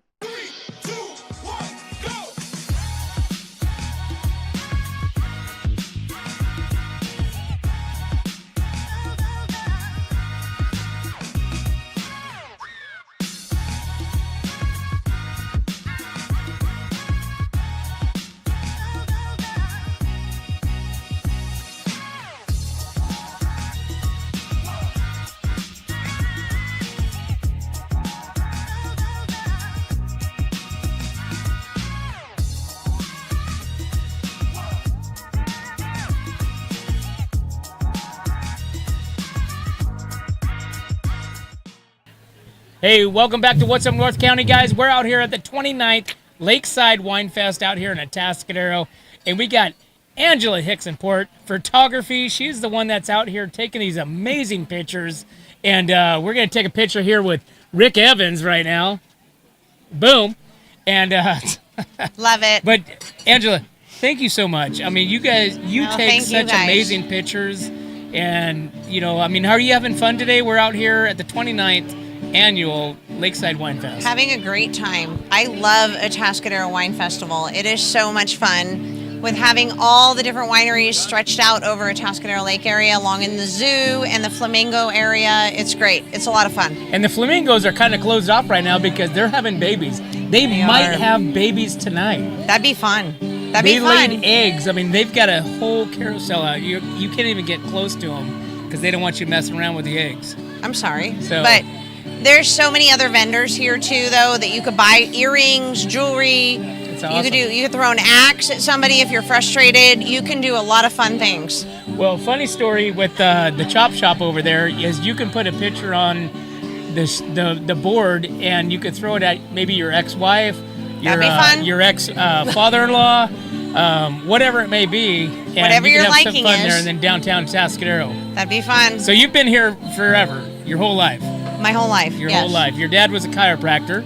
He is. Right? Hickson Chiropractic. Love him. That's awesome. And now you're out snapping photos. I am. I love photography. I love just taking pictures of this kind of stuff and, photographing people having a good time. Awesome. Well, we appreciate you being out here and being our official photographer of What's Up North County. Thank you. Love What's Up North County. I want to bring up North County into everything that we all do and advertise all of that fun stuff. How does people find you? And ahportphotos.com. Sorry. That's okay. I had to think about that. We'll have a little list right there. Yeah, sorry. Awesome, Ange. Thanks for stepping in. Appreciate you. it. Thanks for being a part of What's Up North County. Don't leave yet because I have to go out. Hey, guys, we're What's Up North County. Make sure you guys like and subscribe. Go check out whatsupnorthcounty.com. Join the mail-in list. We'll be right back. Looking for a top quality concrete coating in SLO County? Hi, I'm Matt Gifford with MGP Coatings, your trusted local expert in durable, long-lasting concrete coatings backed by Pentec's limited lifetime warranty. Whether it's residential or commercial, we deliver expert craftsmanship, premium products, and unbeatable customer service.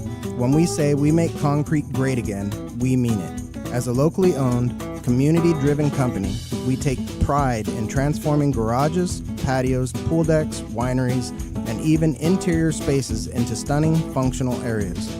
Are you ready to upgrade your space?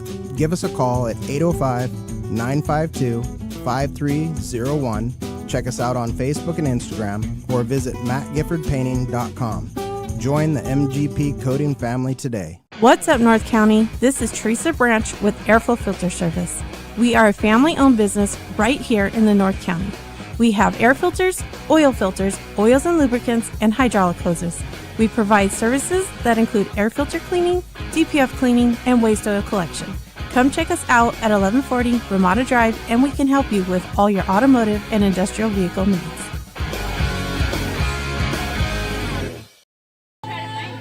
Hey, welcome back to What's Up North County, guys. We're out here at the 29th Lakeside WineFest out here in Atascadero, guys. If you guys missed this, make sure you guys get out here next year, get your tickets, get ready. We got over 60 different wineries, breweries, we got vendors.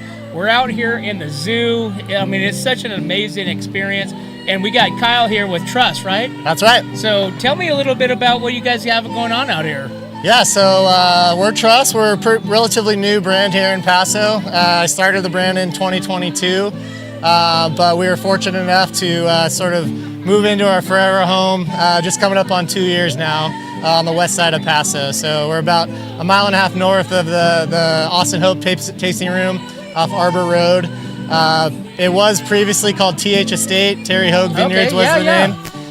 So you bought his vineyard? We have the vineyard, we have the tasting room, we have the house. And that's huge. Yeah, man. it's. I mean, I joke we start on second base out there because everything is we just hit the ground running. So our hope was Terry and Jen are great friends and mentors of mine, and our hope is just to take the torch from them and keep going. So well, Terry Hogue, NFL player, has played with the Washington Redskins, and I mean he's played for several different NFL teams. That's right. And he was, he was a winemaker in the North County when wine making was kind of just getting going. Oh yeah, I would put him on the front lines of particularly the Paso Robles Rhone movement. I think he's one of the big players to help put Paso on the map for sure. Have you guys changed anything since taking it over? We have, yeah. We actually just finished a remodel of the tasting room, and our goal with this brand and this property is to sort of pay tribute to what Paso has been in the past, and very, very communal based, a very relaxed environment, but bringing some fresh energy and new vibes. So we did remodel the tasting room, so it does have a new look, but coming up the driveway, if you've been to the property, you remember that you've been to this place before, but just with a new vibe. Did you work there? Is that how you kind of slid in there? I didn't work there. So I went to Cal Poly, graduated from Cal Poly, and got my start as an intern at Justin Winery here in Paso. Okay. Worked there for a handful of years, and then moved over to Booker. And I was at Booker for almost 9 years. And then Eric and Terry is really good friends. Correct, yeah. So probably made the introduction. Yep, definitely. So I knew Terry. We all kind of ran in the same circle for a while, and Eric was a phenomenal mentor of mine. And when I was ready to make the leap and do this full time, we did it. And so we're just coming up on 2 years now. So was that always your goal when you went to Cal Poly, is to be where you're at now? I mean, I don't know. Yeah, sure. That was always a dream. I mean, I'm sort of realistic as well, so I still pinch myself that we're kind of sitting here. But it definitely always the dream. I didn't anticipate it happening so quickly, so very lucky for sure. So it really just kind of folded out in front of you. Yeah, I have two partners that are helping me with all this, and very awesome, great, awesome people. Also very supportive in the Paso community, and so only way that was possible. So, but so we took over the vineyard. We're making wines from the vineyard. We just bottled our inaugural release from what we're now calling the Trust Vineyard earlier this year, and so we're making the Rhone varieties, Syrah, Grenache, and the GSMs. So tell me what we got here. So I brought our 2024 Sketch 2, which is 100% Grenache. Sketch 2? Yeah, Sketch 2. So tell me about the name, man. Yeah. No. So we're sort of playing. So the name Trust sort of has a couple parallels to it, but the first one being when I was growing up, I wanted to be an architect, and so I went to Cal Poly with the hopes of studying architecture. I'm from the Bay Area, from San Jose originally, and I was gonna go back and work with my grandpa and my dad and design stuff. And once I got to Cal Poly, I was like, okay, how do I stay here on the Central Coast? I fell in love with the area, and I was pretty quickly humbled by the aspiration of being an architect. So kind of fell into agribusiness and specifically, but didn't know I wanted to do wine and viticulture at that point yet. But as I kind of during my career there, I was like, okay, this is what I want to do. And so the first kind of parallel to the name is a tribute to me liking architecture and having a respect for architecture. But the true meaning was when I started the brand in 2022, my wife and I were expecting our first child, our daughter Nora. And so not only were we laying in bed thinking at night about baby names, but also what we were going to call this wine that we made.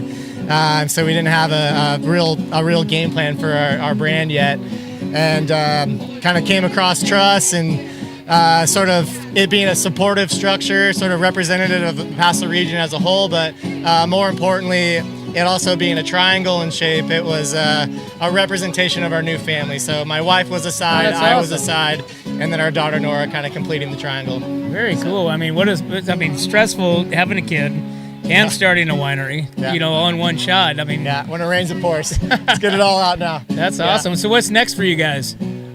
So we're just kind of on the campaign trail. I mean, we're new. I mean, we're lucky that we have kind of a legacy piece of property, but totally the name trust and us are new to the community. So just getting the word out and being able to share this property and the views, and the pond is still there, and the patio, the grass area, and so I mean, we want to bring people out there and just enjoy this spot with us. So you guys doing wine parties and stuff like that out there around the do pond? some events. I mean, definitely now that we finished the remodel, we're definitely open for tastings. And it's really we want you to come enjoy the space. If you want to come and sit for 2 hours and learn every little detail about the wine and our story, we're going to be there sitting with you the whole time. If you want to just grab a glass or grab a bottle, go sit out by the pond and just be left alone, that's what we want you to do as well. So, that's awesome. How does people find you guys? We're on Instagram at Trust Wines, trustwines.com, and then, I mean, obviously doing stuff like this. Awesome. So. Thanks for coming on, man. I'm going to let you get back to your, we got about another hour left here at the Lakeside WineFest here in Atascadero. And guys, make sure you guys like and subscribe. Go to whatsupnorthcounty.com, and we're going to take a break. We'll be right back. Your home is your castle. It keeps you safe when the weather's rough. But if you're not taking care of your roof, things could get a little wild. 1776 Roofing with RoofMax. We'll fix up the rough spots, treat the shingles, and give it years more life at a fraction of what a new roof costs. At TLC, your roof needs now. Call 805-900-1776. When it comes to comfort, trust the team that's been keeping the North County homes cozy since 1995. At Templeton Heating and Air Conditioning, they're your hometown pros right here in Templeton. From tune-ups to repairs, remodels to new construction, even duct replacements and attic ventilation, they got you covered. Call your neighbors at 805-434-3741. Templeton Heating and Air Conditioning. Local, trusted, dependable. Hey, welcome back to What's Up North County, guys. We're out here at the 29th annual Lakeside WineFest here in Atascadero. Stacy, OMG. I mean, what do you think? It's great. It's always great. It has been amazing. I have talked to some amazing winemakers. Who's your favorite? know, who did you enjoy? Give me a couple. That way they don't feel left out. Mike. Who's Mike? ST. Stickama. It looks like is he gone? Stickama. Did he leave? Stickama. Yeah, Stickama's amazing. Mike has an interesting story from South Africa. You know, I mean, he looks like he's from California, right? Yeah, yes. But the amazing story is obviously he's not, but he does everything guerrilla marketing, and he has no wine tasting location, and he's just doing everything here, whatever else he can do, just following the dream. Yeah, you do what you love, you know? And we heard a lot of that today. Yeah. We have Loom. Same thing. You got to talk to Cece? Yes, oh we my God, did. how amazing is she? Right? I And know. It's so many of these small case wineries. Yeah. That It's are passion. Yeah, I mean, Yeah. who's been your favorite? Oh gosh. Who was I surprised by today? Yeah, there you go. Who's a surprise? You know, Little Soul was a surprise. I know I kind of talked about her earlier today, but her carbonic is always delicious. You know, a little chill on it. It just goes down smooth. It's like a little light red. It's fruity. It's amazing. It's just like if you don't want to go huge and heavy, just use a bun of red, but it's going to just kind of drink like a rosé almost. It's just easy on the palate. It's warm outside and, you know, has a little chill. It's nice. And also Loom, I'm always going to shout out Loom. Cece is incredible. Diego as well. Their wine is incredible. Bodega de Edgar, always one of my favorites. I was happy that they were here today too. So, I mean, we have over 60 different wineries. We have breweries. And but the interesting thing is today, I mean, we're kind of summer, right? And nobody, I mean, I think 2 people brought over like a rosé or a white wine, but everybody was coming over with like a cab. Yeah, or, they're going heavy. A Malbec. Or, I think the last one, this is Truss. Yes, I know. Tempranillo. Kyle's wines are great. It's just it's a palate. It's a palate. So it's so the wine industry is so interesting because you don't know what you're gonna like. Very true. Month to month. Very true. Yeah, it changes all the time, and depending on where it's coming from and which climate or where in Paso.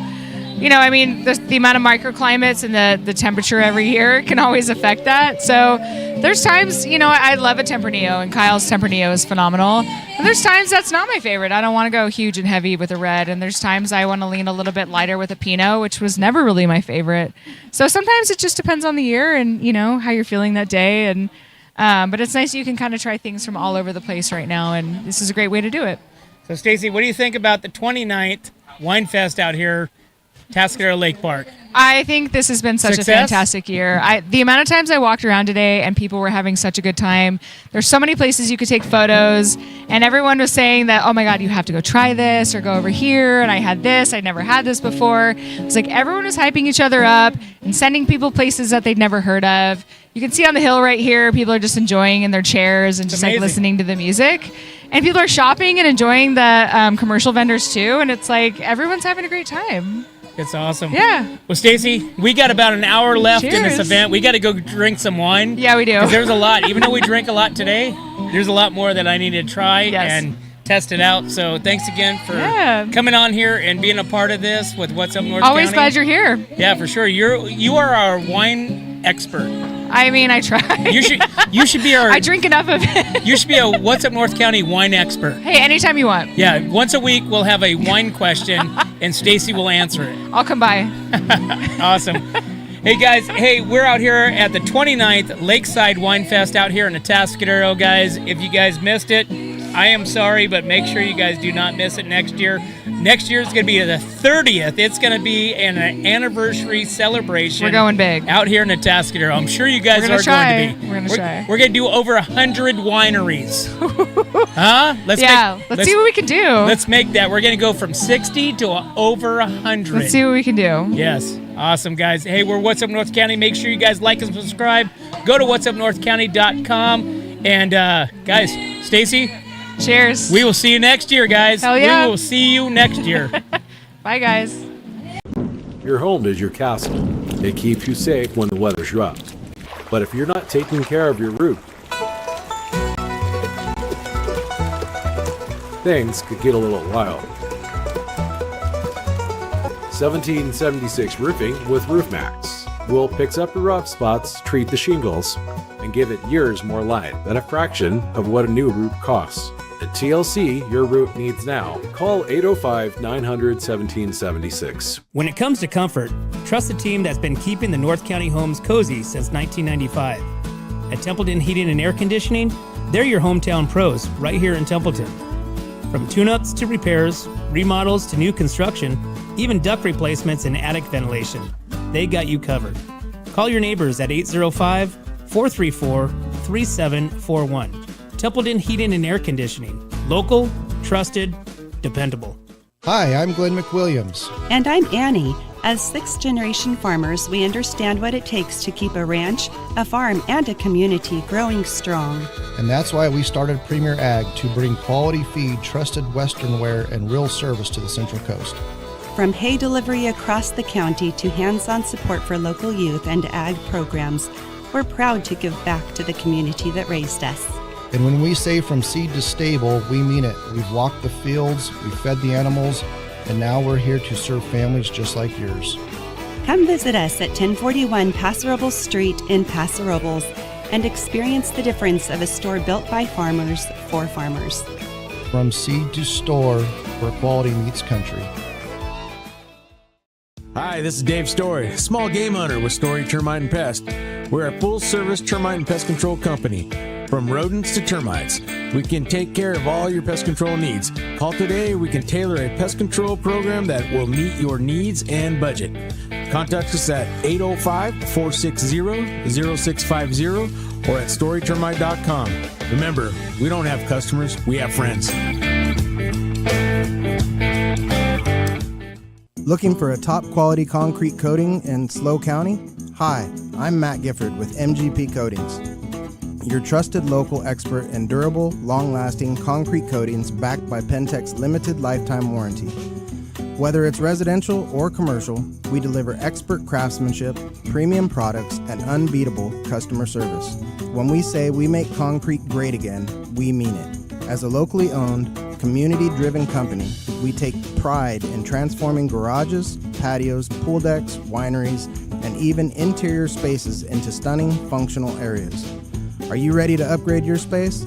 Give us a call at 805-952-5301. Check us out on Facebook and Instagram, or visit mattgiffordpainting.com. Join the MGP Coating family today. What's up, North County? This is Teresa Branch with Airflow Filter Service. We are a family-owned business right here in the North County. We have air filters, oils and lubricants, and hydraulic hoses. We provide services that include air filter cleaning, DPF cleaning, and waste oil collection. Come check us out at 1140 Ramada Drive, and we can help you with all your automotive and industrial vehicle needs. Atascadero isn't your standard getaway. We're unique, just like you. We're growing, transforming, and figuring it out as we go. We're a town filled with innovators, artists, makers, and game changers. We're a little bit country, a little bit funky, and always authentic. We're here for your good times, your slow times, and your changing times. We're all in Atascadero. Come see for yourself. Learn more at visitatascadero.com.